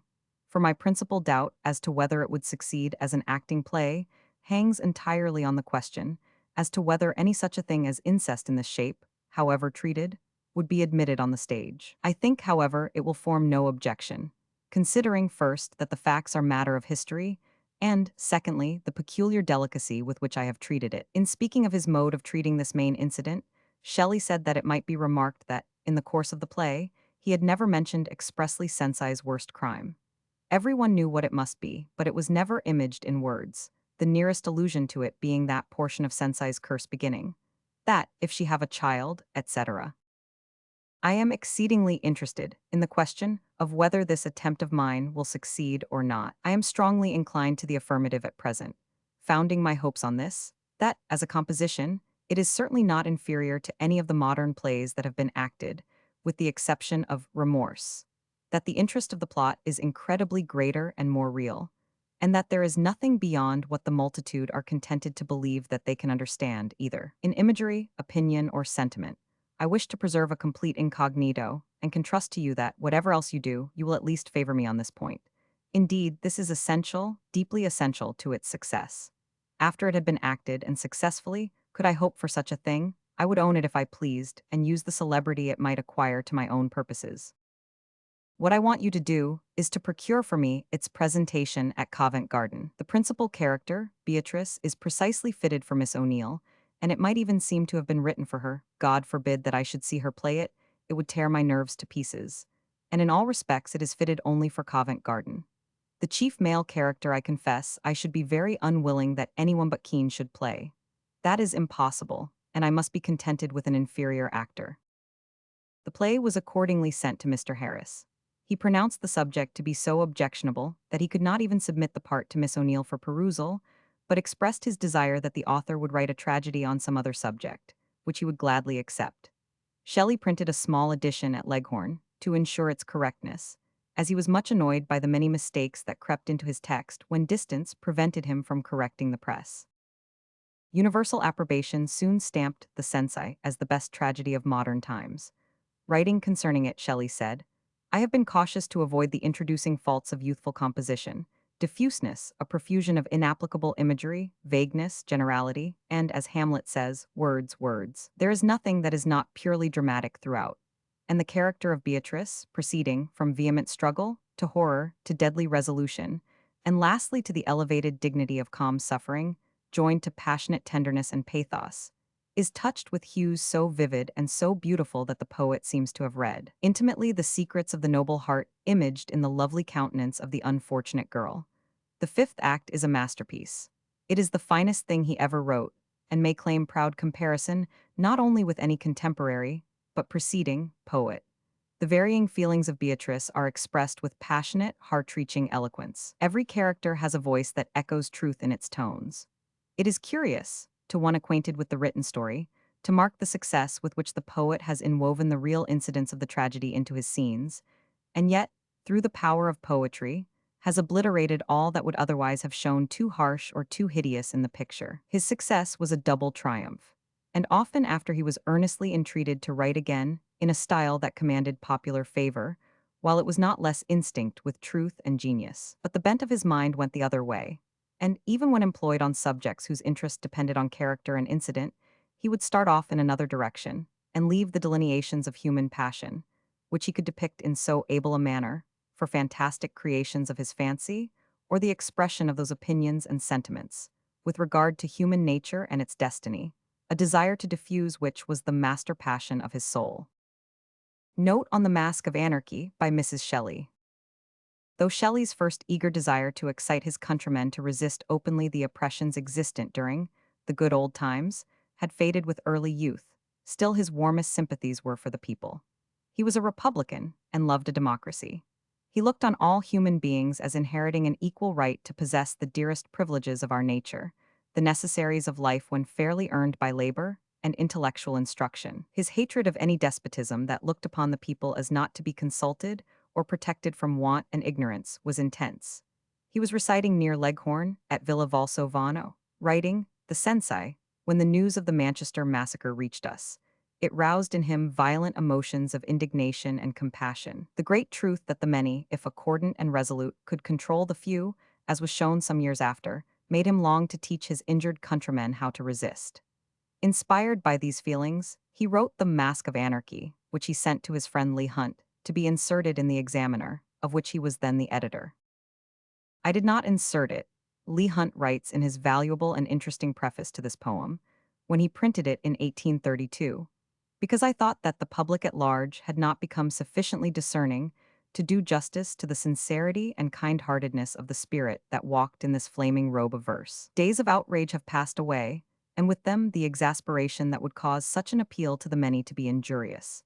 Without being aware of them, they at one time acted on his suggestions and gained the day. But they rose when human life was respected by the minister in power. Such was not the case during the administration which excited Shelley's abhorrence. The poem was written for the people, and is therefore in a more popular tone than usual. Portions strike as abrupt and unpolished, but many stanzas are all his own. I heard him repeat and admired those beginning. My father time is old and gray, before I knew to what poem they were to belong. But the most touching passage is that which describes the blessed effects of liberty. It might make a patriot of any man whose heart was not wholly closed against his humbler fellow creatures. Note on Peter Bell III by Mrs. Shelley. In this new edition, I have added Peter Bell III. A critique on Wordsworth's Peter Bell reached us at Leghorn, which amused Shelley exceedingly and suggested this poem. I need scarcely observe that nothing personal to the author of Peter Bell is intended in this poem. No man ever admired Wordsworth's poetry more. He read it perpetually and taught others to appreciate its beauties. This poem is, like all others written by Shelley, ideal. He conceived the idealism of a poet, a man of lofty and creative genius, quitting the glorious calling of discovering and announcing the beautiful and good, to support and propagate ignorant prejudices and pernicious errors, imparting to the unenlightened, not that ardor for truth and spirit of toleration, which Shelley looked on as the sources of the moral improvement and happiness of mankind, but false and injurious opinions, that evil was good, and that ignorance and force were the best allies of purity and virtue. His idea was that a man gifted, even as transcendently as the author of Peter Bell, with the highest qualities of genius, must, if he fostered such errors, be infected with dullness. This poem was written as a warning, not as a narration of the reality. He was unacquainted personally with Wordsworth, or with Coleridge, to whom he alludes in the fifth part of the poem, and therefore, I repeat, his poem is purely ideal. It contains something of criticism on the compositions of those great poets, but nothing injurious to the men themselves. No poem contains more of Shelley's peculiar views with regard to the errors into which many of the wisest have fallen, and the pernicious effects of certain opinions on society. Much of it is beautifully written, and though, like the burlesque drama of Swellfoot, it must be looked on as a plaything, it has so much merit and poetry, so much of himself in it, that it cannot fail to interest greatly, and by right belongs to the world for whose instruction and benefit it was written. Note on the Witch of Atlas by Mrs. Shelley. We spent the summer of 1820 at the baths of San Giuliano, 4 miles from Pisa. These baths were of great use to Shelley in soothing his nervous irritability. We made several excursions in the neighborhood. The country around is fertile and diversified and rendered picturesque by ranges of near hills and more distant mountains. The peasantry are a handsome, intelligent race, and there was a gladsome sunny heaven spread over us that rendered home and every scene we visited cheerful and bright. During some of the hottest days of August, Shelley made a solitary journey on foot to the summit of Monte San Pellegrino, a mountain of some height, on the top of which there is a chapel, the object, during certain days of the year, of many pilgrimages. The excursion delighted him while it lasted, though he exerted himself too much, and the effect was considerable lassitude and weakness on his return. During the expedition he conceived the idea, and wrote, in the 3 days immediately succeeding to his return, The Witch of Atlas. This poem is peculiarly characteristic of his tastes, wildly fanciful, full of brilliant imagery, and discarding human interest and passion, to revel in the fantastic ideas that his imagination suggested. The surpassing excellence of the Sensei had made me greatly desire that Shelley should increase his popularity by adopting subjects that would more suit the popular taste than a poem conceived in the abstract and dreamy spirit of the Witch of Atlas. It was not only that I wished him to acquire popularity as redounding to his fame, but I believed that he would obtain a greater mastery over his own powers and greater happiness in his mind if public applause crowned his endeavors. The few stanzas that precede the poem were addressed to me on my representing these ideas to him. Even now I believe that I was in the right. Shelley did not expect sympathy and approbation from the public, but the want of it took away a portion of the ardor that ought to have sustained him while writing. He was thrown on his own resources and on the inspiration of his own soul, and wrote because his mind overflowed without the hope of being appreciated. I had not the most distant wish that he should truckle in opinion, or submit his lofty aspirations for the human race to the low ambition and pride of the many. But I felt sure that, if his poems were more addressed to the common feelings of men, his proper rank among the writers of the day would be acknowledged, and that popularity as a poet would enable his countrymen to do justice to his character and virtues, which in those days it was the mode to attack with the most flagitious calumnies and insulting abuse. That he felt these things deeply cannot be doubted, though he armed himself with the consciousness of acting from a lofty and heroic sense of right. The truth burst from his heart sometimes in solitude, and he would write a few unfinished verses that showed that he felt the sting. Among such I find the following. Alas, this is not what I thought life was. I knew that there were crimes and evil men, misery and hate, nor did I hope to pass untouched by suffering through the rugged glen. In mine own heart I saw as in a glass the hearts of others, and when I went among my kind with triple brass, of calm endurance my weak breast I armed, to bear scorn, fear, and hate, a woeful mass.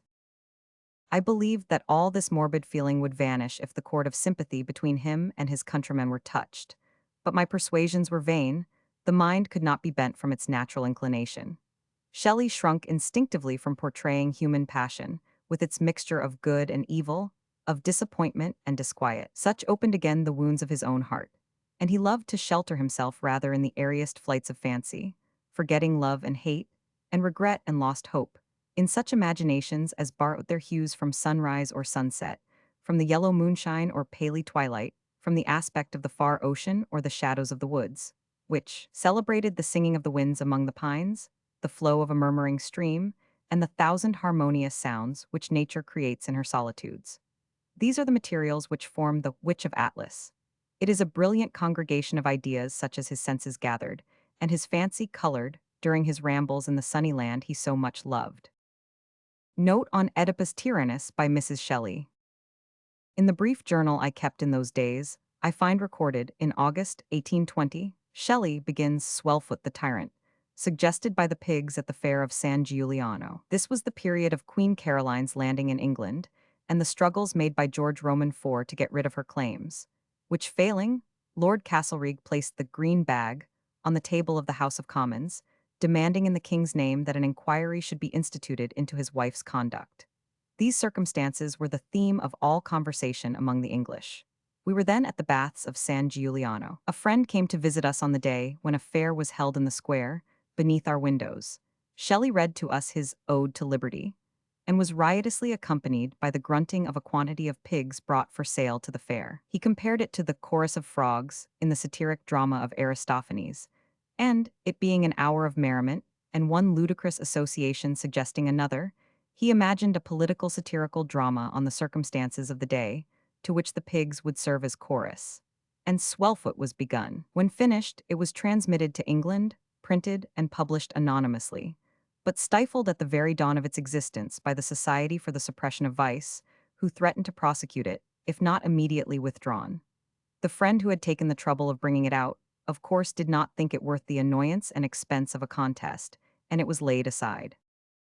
Hesitation of whether it would do honor to Shelley prevented my publishing it at first, but I cannot bring myself to keep back anything he ever wrote, for each word is fraught with the peculiar views and sentiments which he believed to be beneficial to the human race, and the bright light of poetry irradiates every thought. The world has a right to the entire compositions of such a man, for it does not live and thrive by the outworn lesson of the dullard or the hypocrite, but by the original free thoughts of men of genius, who aspire to pluck bright truth from the pale-faced moon, or dive into the bottom of the deep, where fathom line would never touch the ground, and pluck up drowned truth. Even those who may dissent from his opinions will consider that he was a man of genius, and that the world will take more interest in his slightest word than in the waters of Lethe, which are so eagerly prescribed as medicinal for all its wrongs and woe. This drama, however, must not be judged for more than was meant. It is a mere plaything of the imagination, which even may not excite smiles among many, who will not see wit in those combinations of thought which were full of the ridiculous to the author. But, like everything he wrote, it breathes that deep sympathy for the sorrows of humanity and indignation against its oppressors, which make it worthy of his name. Note on Hellas by Mrs. Shelley. The south of Europe was in a state of great political excitement at the beginning of the year 1821. The Spanish Revolution had been a signal to Italy. Secret societies were formed, and, when Naples rose to declare the Constitution, the call was responded to from Brundusium to the foot of the Alps. To crush these attempts to obtain liberty, early in 1821, the Austrians poured their armies into the peninsula. At first their coming rather seemed to add energy and resolution to a people long enslaved. The Piedmontese asserted their freedom, Genoa threw off the yoke of the King of Sardinia, and, as if in playful imitation, the people of the little state of Massa and Carrara gave the conge to their sovereign and set up a republic. Tuscany alone was perfectly tranquil. It was said that the Austrian minister presented a list of 60 carbonari to the Grand Duke, urging their imprisonment, and the Grand Duke replied, "I do not know whether these 60 men are carbonari, but I know, if I imprison them, I shall directly have 60,000 start up." But, though the Tuscans had no desire to disturb the paternal government beneath whose shelter they slumbered, they regarded the progress of the various Italian revolutions with intense interest, and hatred for the Austrian was warm in every bosom. But they had slender hopes. They knew that the Neapolitans would offer no fit resistance to the regular German troops, and that the overthrow of the constitution in Naples would act as a decisive blow against all struggles for liberty in Italy. We have seen the rise and progress of reform, but the Holy Alliance was alive and active in those days, and few could dream of the peaceful triumph of liberty. It seemed then that the armed assertion of freedom in the south of Europe was the only hope of the liberals, as, if it prevailed, the nations of the north would imitate the example. Happily, the reverse has proved the fact. The countries accustomed to the exercise of the privileges of freemen, to a limited extent, have extended and are extending these limits.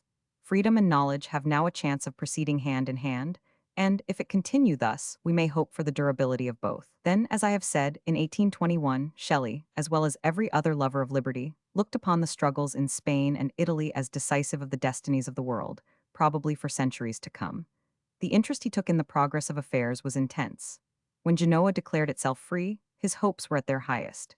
Day after day, he read the bulletins of the Austrian army and sought eagerly to gather tokens of its defeat. He heard of the revolt of Genoa with emotions of transport. His whole heart and soul were in the triumph of the cause. We were living at Pisa at that time, and several well-informed Italians, at the head of whom we may place the celebrated Vacca, were accustomed to seek for sympathy in their hopes from Shelley.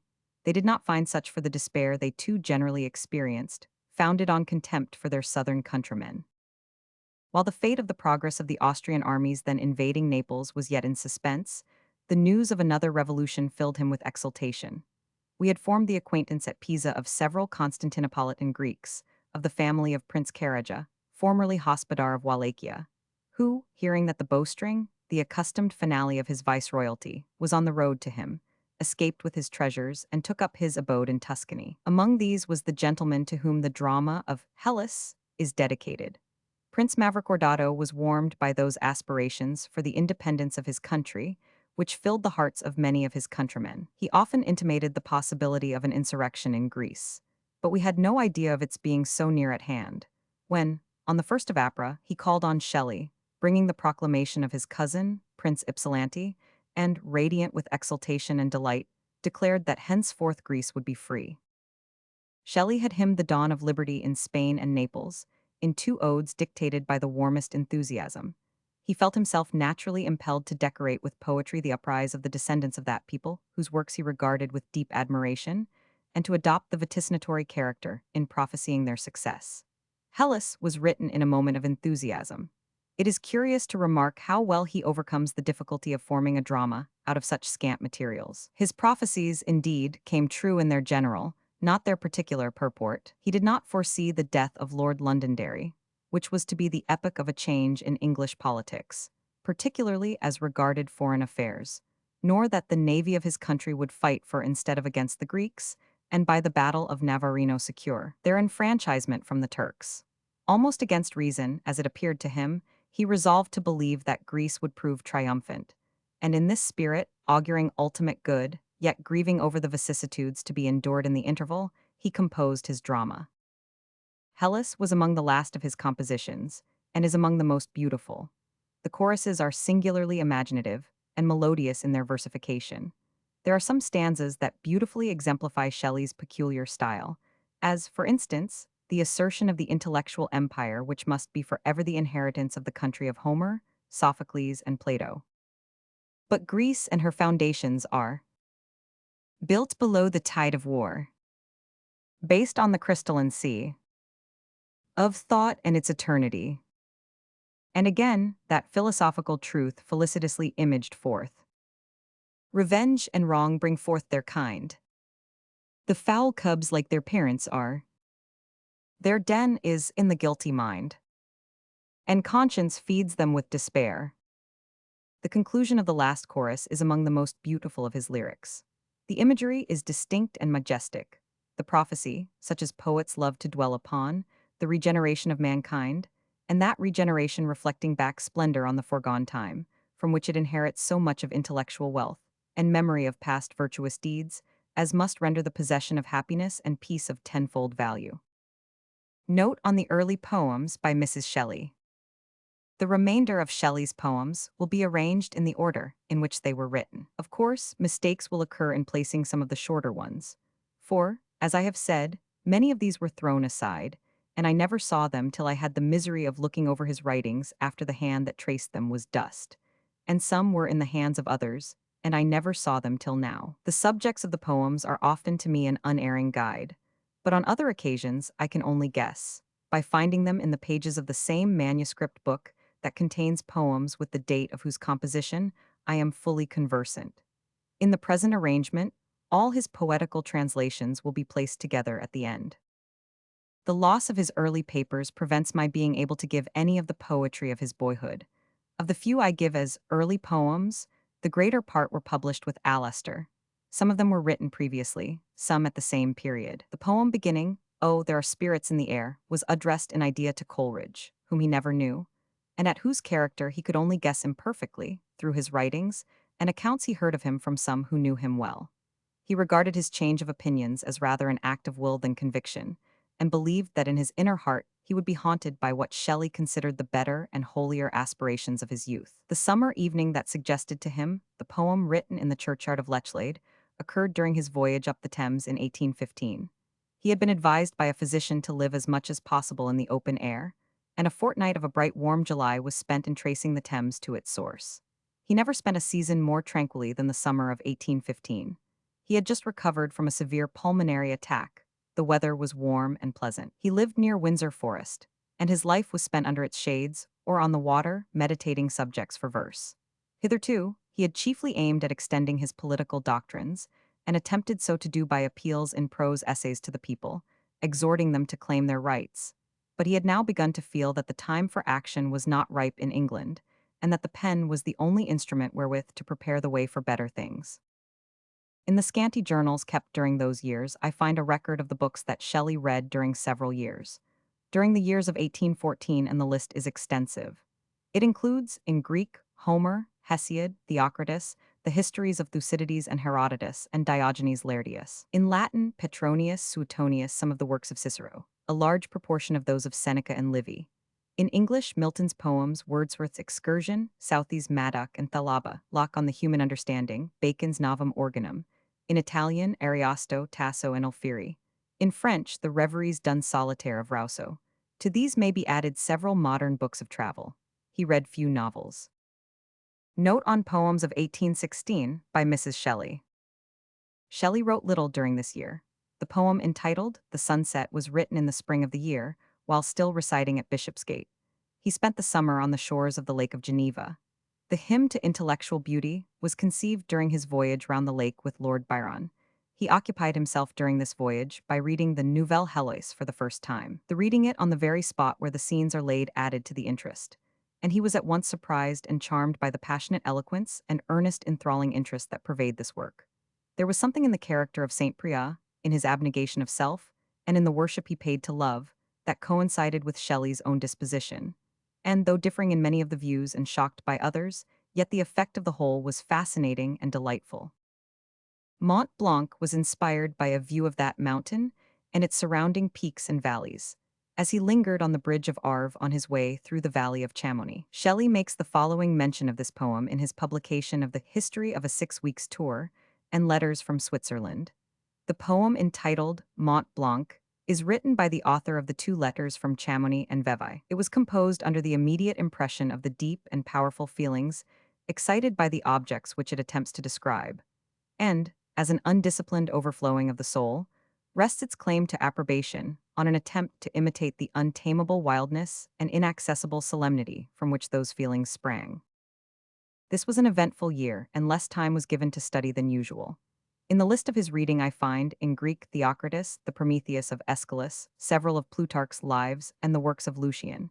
In Latin, Lucretius Pliny's Letters, the Annals and Germany of Tacitus. In French, The History of the French Revolution by Lacretelle. He read for the first time this year Montaigne's essays and regarded them ever after as one of the most delightful and instructive books in the world. The list is scanty in English works. Locke's essay, Political Justice, and Coleridge's lay sermon form nearly the whole. It was his frequent habit to read aloud to me in the evening. In this way we read, this year, the New Testament, Paradise Lost, Spenser's Faerie Queen, and Don Quixote. Note on Poems of 1817 by Mrs. Shelley. The very illness that oppressed, and the aspect of death which had approached so near Shelley, appear to have kindled to yet keener life the spirit of poetry in his heart. The restless thoughts kept awake by pain clothed themselves in verse. Much was composed during this year. The Revolt of Islam, written and printed, was a great effort. Rosalind and Helen was begun, and the fragments and poems I can trace to the same period show how full of passion and reflection were his solitary hours. In addition to such poems as have an intelligible aim and shape, many a stray idea and transitory emotion found imperfect and abrupt expression, and then again lost themselves in silence. As he never wandered without a book and without implements of writing, I find many such in his manuscript books that scarcely bear record, while some of them, broken and vague as they are, will appear valuable to those who love Shelley's mind and desire to trace its workings. He projected also translating the Hymns of Homer. His version of several of the shorter ones remains, as well as that to Mercury already published in the posthumous poems. His readings this year were chiefly Greek. Besides the hymns of Homer and the Iliad, he read the dramas of Aeschylus and Sophocles, the Symposium of Plato, and Arrian's Historia Indica.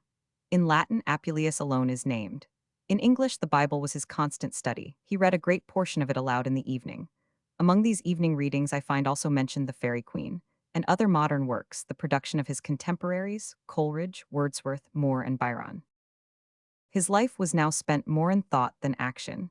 He had lost the eager spirit which believed it could achieve what it projected for the benefit of mankind. And yet, in the converse of daily life, Shelley was far from being a melancholy man. He was eloquent when philosophy or politics or taste were the subjects of conversation. He was playful, and indulged in the wild spirit that mocked itself and others, not in bitterness but in sport. The author of Nightmare Abbey seized on some points of his character and some habits of his life when he painted Scythrop. He was not addicted to port or Madeira, but in youth he had read of Illuminati and eleutherarchs, and believed that he possessed the power of operating an immediate change in the minds of men and the state of society.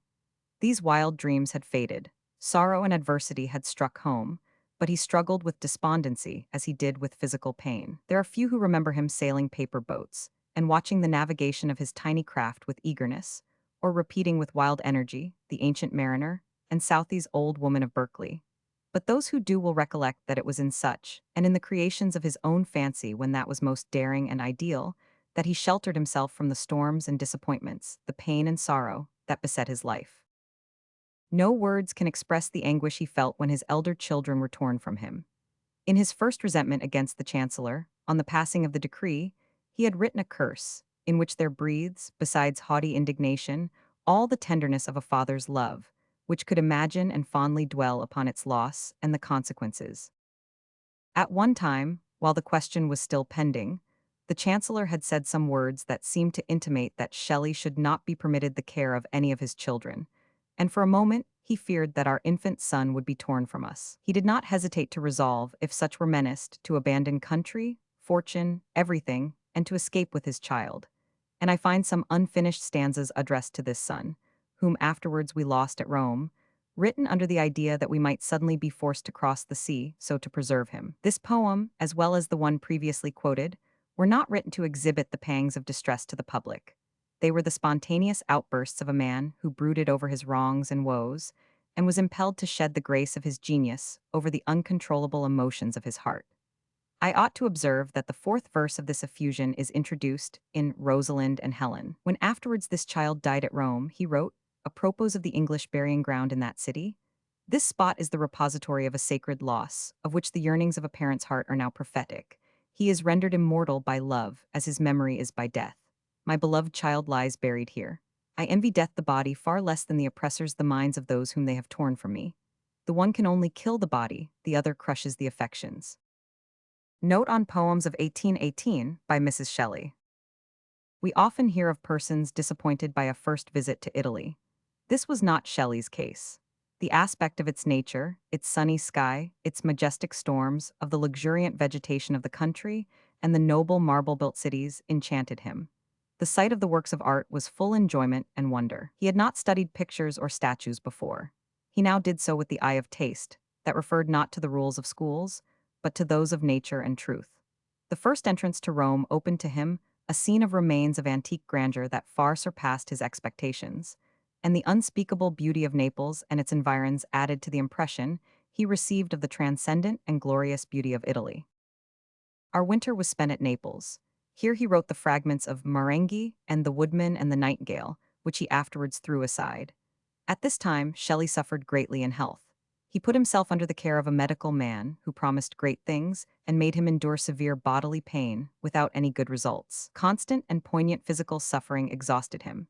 And though he preserved the appearance of cheerfulness and often greatly enjoyed our wanderings in the environs of Naples and our excursions on its sunny sea, yet many hours were passed when his thoughts, shadowed by illness, became gloomy, and then he escaped to solitude, and in verses which he hid from fear of wounding me, poured forth morbid but too natural bursts of discontent and sadness. One looks back with unspeakable regret and gnawing remorse to such periods, fancying that, had one been more alive to the nature of his feelings, and more attentive to soothe them, such would not have existed.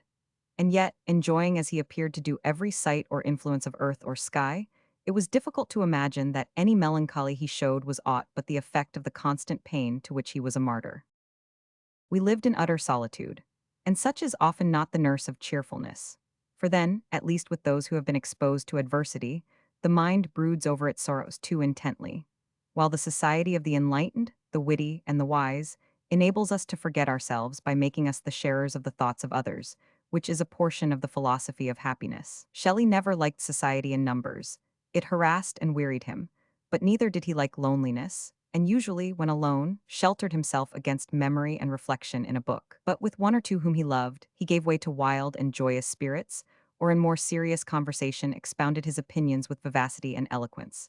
If an argument arose, no man ever argued better. He was clear, logical, and earnest in supporting his own views, attentive, patient, and impartial while listening to those on the adverse side. Had not a wall of prejudice been raised at this time between him and his countrymen, how many would have sought the acquaintance of one whom to know was to love and to revere? How many of the more enlightened of his contemporaries have since regretted that they did not seek him? How very few knew his worth while he lived. And, of those few, several were withheld by timidity or envy from declaring their sense of it. But no man was ever more enthusiastically loved, more looked up to, as one superior to his fellows in intellectual endowments and moral worth, by the few who knew him well and had sufficient nobleness of soul to appreciate his superiority. His excellence is now acknowledged, but, even while admitted, not duly appreciated. For who, except those who were acquainted with him, can imagine his unwearied benevolence, his generosity, his systematic forbearance? And still less is his vast superiority in intellectual attainments sufficiently understood, his sagacity, his clear understanding, his learning, his prodigious memory. All these, as displayed in conversation, were known to few while he lived, and are now silent in the tomb. Ahi orbo mondo ingrato. Gran cajan hai di diver pianger mico. Chiquel ben ch era in t, perdut hi sico. Note on Poems of 1819 by Mrs. Shelley. Shelley loved the people, and respected them as often more virtuous, as always more suffering, and therefore more deserving of sympathy than the great. He believed that a clash between the two classes of society was inevitable, and he eagerly ranged himself on the people's side. He had an idea of publishing a series of poems adapted expressly to commemorate their circumstances and wrongs. He wrote a few, but in those days of prosecution for libel, they could not be printed. They are not among the best of his productions, a writer being always shackled when he endeavors to write down to the comprehension of those who could not understand or feel a highly imaginative style. But they show his earnestness, and with what heartfelt compassion he went home to the direct point of injury. That oppression is detestable as being the parent of starvation, nakedness, and ignorance. Besides these outpourings of compassion and indignation, he had meant to adorn the cause he loved with loftier poetry of glory and triumph. Such is the scope of the Ode to the Assertors of Liberty. He sketched also a new version of our national anthem, as addressed to liberty. Note on Poems of 1820 by Mrs. Shelley. We spent the latter part of the year 1819 in Florence, where Shelley passed several hours daily in the gallery and made various notes on its ancient works of art. His thoughts were a good deal taken up also by the project of a steamboat, undertaken by a friend, an engineer, to ply between Leghorn and Marseille, for which he supplied a sum of money. This was a sort of plan to delight Shelley, and he was greatly disappointed when it was thrown aside. There was something in Florence that disagreed excessively with his health, and he suffered far more pain than usual. So much so that we left it sooner than we intended, and removed to Pisa, where we had some friends, and, above all, where we could consult the celebrated Vacca as to the cause of Shelley's sufferings. He, like every other medical man, could only guess at that, and gave little hope of immediate relief. He enjoined him to abstain from all physicians and medicine, and to leave his complaint to nature. As he had vainly consulted medical men of the highest repute in England, he was easily persuaded to adopt this advice. Pain and ill health followed him to the end, but the residence at Pisa agreed with him better than any other, and there in consequence we remained. In the spring, we spent a week or two near Leghorn, borrowing the house of some friends who were absent on a journey to England. It was on a beautiful summer evening, while wandering among the lanes whose myrtle hedges were the bowers of the fireflies, that we heard the caroling of the Skylark, which inspired one of the most beautiful of his poems. He addressed the letter to Mrs. Gisborne from this house, which was hers. He had made his study of the workshop of her son, who was an engineer. Mrs. Gisborne had been a friend of my father in her younger days. She was a lady of great accomplishments, and charming from her frank and affectionate nature. She had the most intense love of knowledge, a delicate and trembling sensibility, and preserved freshness of mind after a life of considerable adversity. As a favorite friend of my father, we had sought her with eagerness, and the most open and cordial friendship was established between us. Our stay at the Baths of San Giuliano was shortened by an accident. At the foot of our garden ran the canal that communicated between the Serchio and the Arno. The Serchio overflowed its banks, and, breaking its bounds, this canal also overflowed. All this part of the country is below the level of its rivers, and the consequence was that it was speedily flooded. The rising waters filled the square of the baths, in the lower part of which our house was situated. The canal overflowed in the garden behind. The rising waters on either side at last burst open the doors, and, meeting in the house, rose to the height of 6 feet. It was a picturesque sight at night to see the peasants driving the cattle from the plains below to the hills above the baths. A fire was kept up to guide them across the ford, and the forms of the men and the animals showed in dark relief against the red glare of the flame, which was reflected again in the waters that filled the square. We then removed to Pisa, and took up our abode there for the winter. The extreme mildness of the climate suited Shelley, and his solitude was enlivened by an intercourse with several intimate friends. Chance cast us strangely enough on this quiet, half-unpeopled town, but its very peace suited Shelley. Its river, the near mountains and not distant sea, added to its attractions, and were the objects of many delightful excursions. We feared the south of Italy, and a hotter climate, on account of our child, our former bereavement inspiring us with terror. We seemed to take root here, and moved little afterwards, often, indeed, entertaining projects for visiting other parts of Italy, but still delaying. But for our fears on account of our child, I believe we should have wandered over the world, both being passionately fond of traveling. But human life, besides its great unalterable necessities, is ruled by 1,000 Lilliputian ties that shackle at the time, although it is difficult to account afterwards for their influence over our destiny. Note on Poems of 1821 by Mrs. Shelley. My task becomes inexpressibly painful as the year draws near that which sealed our earthly fate, and each poem, and each event it records, has a real or mysterious connection with the fatal catastrophe. I feel that I am incapable of putting on paper the history of those times. The heart of the man, abhorred of the poet who could peep and botanize upon his mother's grave, does not appear to me more inexplicably framed than that of one who can dissect and probe past woes, and repeat to the public ear the groans drawn from them in the throes of their agony. The year 1821 was spent in Pisa or at the Baths of San Giuliano. We were not, as our wont had been, alone. Friends had gathered round us.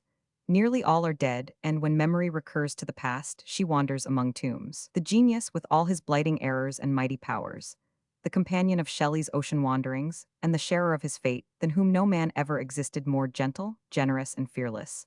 And others, who found in Shelley's society, and in his great knowledge and warm sympathy, delight, instruction, and solace, have joined him beyond the grave. A few survive who have felt life a desert since he left it. What misfortune can equal death? Change can convert every other into a blessing, or heal its sting. Death alone has no cure. It shakes the foundations of the earth on which we tread. It destroys its beauty. It casts down our shelter. It exposes us bare to desolation. When those we love have passed into eternity, life is the desert and the solitude in which we are forced to linger, but never find comfort more. There is much in the Adonaïs, which seems now more applicable to Shelley himself than to the young and gifted poet whom he mourned.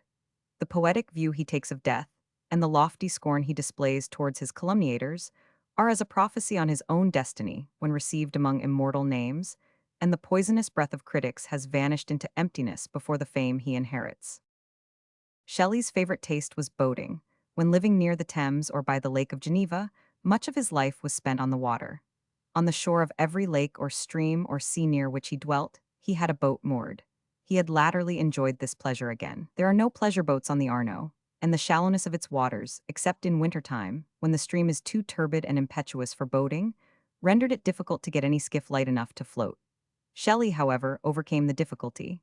He, together with a friend, contrived a boat such as the huntsmen carry about with them in the Maremma, to cross the sluggish but deep streams that intersect the forests, a boat of laths and pitched canvas. It held 3 persons, and he was often seen on the Arno in it, to the horror of the Italians, who remonstrated on the danger, and could not understand how anyone could take pleasure in an exercise that risked life. Ma va per la vita, they exclaimed. I little thought how true their words would prove. He once ventured with a friend on the glassy sea of a calm day, down the Arno and round the coast to Leghorn, which, by keeping close inshore, was very practicable. They returned to Pisa by the canal, when, missing the direct cut, they got entangled among weeds and the boat upset. A wetting was all the harm done, except that the intense cold of his drenched clothes made Shelley faint. Once I went down with him to the mouth of the Arno, where the stream, then high and swift, met the tideless sea, and disturbed its sluggish waters. It was a waste and dreary scene. The desert sand stretched into a point surrounded by waves that broke idly though perpetually around. It was a scene very similar to Leto, of which he had said, I love all waste and solitary places where we taste the pleasure of believing what we see is boundless as we wish our souls to be. And such was this wide ocean and this shore, more barren than its billows. Our little boat was of greater use, unaccompanied by any danger, when we removed to the baths. Some friends lived at the village of Pugnano, 4 miles off, and we went to and fro to see them in our boat by the canal, which, fed by the Sertio, was, though an artificial, a full and picturesque stream, making its way under verdant banks, sheltered by trees that dipped their boughs into the murmuring waters. By day, multitudes of ephemera darted to and fro on the surface. At night, the fireflies came out among the shrubs on the banks, the sickle at noonday kept up their hum, the aziola cooed in the quiet evening. It was a pleasant summer, bright in all but Shelley's health and in constant spirits. Yet he enjoyed himself greatly, and became more and more attached to the part of the country where chance appeared to cast us. Sometimes he projected taking a farm, situated on the height of one of the near hills, surrounded by chestnut and pine woods, and overlooking a wide extent of country, or settling still farther in the maritime Apennines at Massa. Several of his slighter and unfinished poems were inspired by these scenes and by the companions around us. It is the nature of that poetry, however, which overflows from the soul oftener to express sorrow and regret than joy, for it is when oppressed by the weight of life and away from those he loves that the poet has recourse to the solace of expression in verse. Still, Shelley's passion was the ocean, and he wished that our summers, instead of being passed among the hills near Pisa, should be spent on the shores of the sea. It was very difficult to find a spot. We shrank from Naples from a fear that the heats would disagree with Percy. Leghorn had lost its only attraction, since our friends who had resided there were returned to England. And, Monte Nero being the resort of many English, we did not wish to find ourselves in the midst of a colony of chance travelers. No one then thought it possible to reside at Via Reggio, which latterly has become a summer resort. The low lands and bad air of Maremma stretch the whole length of the western shores of the Mediterranean, till broken by the rocks and hills of Spezia. It was a vague idea, but Shelley suggested an excursion to Spezia to see whether it would be feasible to spend a summer there. The beauty of the bay enchanted him. We saw no house to suit us, but the notion took root, and many circumstances, enchained as by fatality, occurred to urge him to execute it. He looked forward this autumn with great pleasure to the prospect of a visit from Leigh Hunt. When Shelley visited Lord Byron at Ravenna, the latter had suggested his coming out, together with the plan of a periodical work in which they should all join. Shelley saw a prospect of good for the fortunes of his friend, and pleasure in his society, and instantly exerted himself to have the plan executed. He did not intend himself joining in the work, partly from pride, not wishing to have the air of acquiring readers for his poetry by associating it with the compositions of more popular writers, and also because he might feel shackled in the free expression of his opinions if any friends were to be compromised. By those opinions, carried even to their outermost extent, he wished to live and die, as being in his conviction not only true, but such as alone would conduce to the moral improvement and happiness of mankind. The sale of the work might meanwhile, either really or supposedly, be injured by the free expression of his thoughts, and this evil he resolved to avoid. Note on Poems of 1822 by Mrs. Shelley. This morn thy gallant bark sailed on a sunny sea. 'Tis noon and tempests dark have wrecked it on the lee. As a woe, ah woe, by spirits of the deep, thou it cradled on the billow. To thy eternal sleep, thou sleep'st upon the shore, beside the knelling surge, and sea nymphs evermore shall sadly chant thy dirge. They come, the spirits of the deep, while near thy seaweed pillow. My lonely watch I keep. From far across the sea, I hear a loud lament by echo's voice for thee, from ocean's caverns sent. O list, the spirits of the deep, they raise a wail of sorrow, while I forever weep. With this last year of the life of Shelley, these notes end. They are not what I intended them to be. I began with energy and a burning desire to impart to the world, in worthy language, the sense I have of the virtues and genius of the beloved and the lost. My strength has failed under the task. Recurrence to the past, full of its own deep and unforgotten joys and sorrows, contrasted with succeeding years of painful and solitary struggle, has shaken my health. Days of great suffering have followed my attempts to write, and these again produced a weakness and languor that spread their sinister influence over these notes. I dislike speaking of myself, but cannot help apologizing to the dead, and to the public, for not having executed in the manner I desired the history I engaged to give of Shelley's writings. I at one time feared that the correction of the press might be less exact through my illness, but I believe that it is nearly free from error. Some asterisks occur in a few pages, as they did in the volume of posthumous poems, either because they refer to private concerns, or because the original manuscript was left imperfect. Did anyone see the papers from which I drew that volume? The wonder would be how any eyes or patience were capable of extracting it from so confused a mass, interlined and broken into fragments, so that the sense could only be deciphered and joined by guesses, which might seem rather intuitive than founded on reasoning. Yet I believe no mistake was made. The winter of 1822 was passed in Pisa, if we might call that season winter in which autumn merged into spring after the interval of but few days of bleaker weather. Spring sprang up early, and with extreme beauty. Shelley had conceived the idea of writing a tragedy on the subject of Charles. It was one that he believed adapted for a drama, full of intense interest, contrasted character, and busy passion. He had recommended it long before, when he encouraged me to attempt a play. Whether the subject proved more difficult than he anticipated, or whether in fact he could not bend his mind away from the broodings and wanderings of thought, divested from human interest, which he best loved, I cannot tell. But he proceeded slowly, and threw it aside for one of the most mystical of his poems, The Triumph of Life, on which he was employed at the last. His passion for boating was fostered at this time by having among our friends several sailors. His favorite companion, Edward Ellerker Williams of the 8th Light Dragoons, had begun his life in the Navy, and had afterwards entered the Army. He had spent several years in India, and his love for adventure and manly exercises accorded with Shelley's taste. It was their favorite plan to build a boat such as they could manage themselves, and living on the seacoast to enjoy at every hour and season the pleasure they loved best. Captain Roberts, R.N., undertook to build the boat at Genoa, where he was also occupied in building the Bolivar for Lord Byron. Ours was to be an open boat, on a model taken from one of the royal dockyards. I have since heard that there was a defect in this model, and that it was never seaworthy. In the month of February, Shelley and his friend went to Spezia to seek for houses for us. Only one was to be found at all suitable. However, a trifle such as not finding a house could not stop Shelley. The one found was to serve for all. It was unfurnished. We sent our furniture by sea, and with a good deal of precipitation, arising from his impatience, made our removal. We left Pisa on the 26th of April. The Bay of Spezia is of considerable extent, and divided by a rocky promontory into a larger and smaller one. The town of Larissai is situated on the eastern point, and in the depth of the smaller bay, which bears the name of this town, is the village of San Terenzo. Our house, Casa Magni, was close to this village. The sea came up to the door, a steep hill sheltered it behind. The proprietor of the estate on which it was situated was insane. He had begun to erect a large house at the summit of the hill behind, but his malady prevented its being finished, and it was falling into ruin. He had, and this to the Italians had seemed a glaring symptom of very decided madness, rooted up the olives on the hillside and planted forest trees. These were mostly young, but the plantation was more in English taste than I ever elsewhere saw in Italy.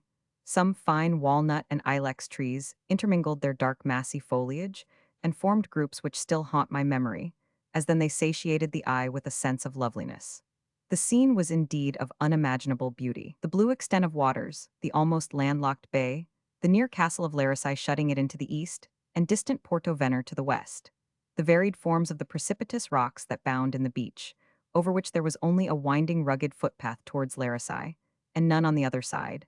The tideless sea leaving no sands nor shingle, formed a picture such as one sees in Salvator Rosa's landscapes only. Sometimes the sunshine vanished when the sirocco raged. The ponent, the wind was called on that shore. The gales and squalls that hailed our first arrival surrounded the bay with foam. The howling wind swept round our exposed house, and the sea roared unremittingly, so that we almost fancied ourselves on board ship. At other times, sunshine and calm invested sea and sky, and the rich tints of Italian heaven bathed the scene in bright and ever-varying tints. The natives were wilder than the place. Our near neighbors of San Terenzo were more like savages than any people I ever before lived among. Many a night they passed on the beach, singing, or rather howling, the women dancing about among the waves that broke at their feet, the men leaning against the rocks and joining in their loud, wild chorus. We could get no provisions nearer than Sarzana, at a distance of 3 miles and a half off, with the torrent of the Magra between, and even there the supply was very deficient. Had we been wrecked on an island of the South Seas, we could scarcely have felt ourselves farther from civilization and comfort. But where the sun shines, the latter becomes an unnecessary luxury, and we had enough society among ourselves. Yet I confess housekeeping became rather a toilsome task, especially as I was suffering in my health and could not exert myself actively. At first the fatal boat had not arrived and was expected with great impatience. On Monday, 12th May, it came. Williams records the long-wished-for fact in his journal: cloudy and threatening weather. M. Maglian called, and after dinner, and while walking with him on the terrace, we discovered a strange sail coming round the point of Porto Vener, which proved at length to be Shelley's boat. She had left Genoa on Thursday last, but had been driven back by the prevailing bad winds. A Mr. Heslop and 2 English seamen brought her round, and they speak most highly of her performances. She does indeed excite my surprise and admiration. Shelley and I walked to Larissai and made a stretch off the land to try her, and I find she fetches whatever she looks at. In short, we have now a perfect plaything for the summer. It was thus that short-sighted mortals welcomed death, he having disguised his grim form in a pleasing mask. The time of the friends was now spent on the sea. The weather became fine, and our whole party often passed the evenings on the water when the wind promised pleasant sailing. Shelley and Williams made longer excursions. They sailed several times to Massa. They had engaged one of the seamen who brought her round, a boy, by name Charles Vivian, and they had not the slightest apprehension of danger. When the weather was unfavorable, they employed themselves with alterations in the rigging, and by building a boat of canvas and reeds, as light as possible, to have on board the other for the convenience of landing in waters too shallow for the larger vessel. When Shelley was on board, he had his papers with him, and much of the triumph of life was written as he sailed or weltered on that sea which was soon to engulf him. The heat set in the middle of June. The days became excessively hot, but the sea breeze cooled the air at noon, and extreme heat always put Shelley in spirits. A long drought had preceded the heat, and prayers for rain were being put up in the churches, and processions of relics for the same effect took place in every town. At this time we received letters announcing the arrival of Leigh Hunt at Genoa. Shelley was very eager to see him. I was confined to my room by severe illness and could not move. it was agreed that Shelley and Williams should go to Leghorn in the boat. Strange that no fear of danger crossed our minds. Living on the seashore, the ocean became as a plaything. As a child may sport with a lighted stick, till a spark inflames a forest and spreads destruction over all, so did we fearlessly and blindly tamper with danger, and make a game of the terrors of the ocean. Our Italian neighbors, even, trusted themselves as far as Massa in the skiff. And the running down the line of coast to Leghorn gave no more notion of peril than a fair-weather inland navigation would have done to those who had never seen the sea. Once, some months before, Trelawney had raised a warning voice as to the difference of our calm bay and the open sea beyond. But Shelley and his friend, with their one sailor boy, thought themselves a match for the storms of the Mediterranean, in a boat which they looked upon as equal to all it was put to do. On the 1st of July they left us. If ever shadow of future ill darkened the present hour, such was over my mind when they went. During the whole of our stay at Larissae, an intense presentiment of coming evil brooded over my mind and covered this beautiful place and genial summer with the shadow of coming misery. I had vainly struggled with these emotions. They seemed accounted for by my illness, but at this hour of separation they recurred with renewed violence. I did not anticipate danger for them, but a vague expectation of evil shook me to agony, and I could scarcely bring myself to let them go.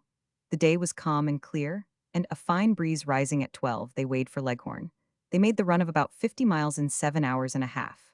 The Bolivar was in port, and the regulations of the health office not permitting them to go on shore after sunset, they borrowed cushions from the larger vessel and slept on board their boat. They spent a week at Pisa and Leghorn. The want of rain was severely felt in the country. The weather continued sultry and fine. I have heard that Shelley all this time was in brilliant spirits. Not long before, talking of presentiment, he had said the only one that he ever found infallible was the certain advent of some evil fortune, when he felt peculiarly joyous. Yet, if ever fate whispered of coming disaster, such inaudible but not unfelt prognostics hovered around us. The beauty of the place seemed unearthly in its excess. The distance we were at from all signs of civilization, the sea at our feet, its murmurs or its roaring forever in our ears, all these things led the mind to brood over strange thoughts, and lifting it from everyday life caused it to be familiar with the unreal. A sort of spell surrounded us, and each day, as the voyagers did not return, we grew restless and disquieted, and yet, strange to say, we were not fearful of the most apparent danger. The spell snapped, it was all over. An interval of agonizing doubt, of days passed in miserable journeys to gain tidings, of hopes that took firmer root even as they were more baseless, was changed to the certainty of the death that eclipsed all happiness for the survivors forevermore. There was something in our fate peculiarly harrowing. The remains of those we lost were cast on shore. But, by the quarantine laws of the coast, we were not permitted to have possession of them.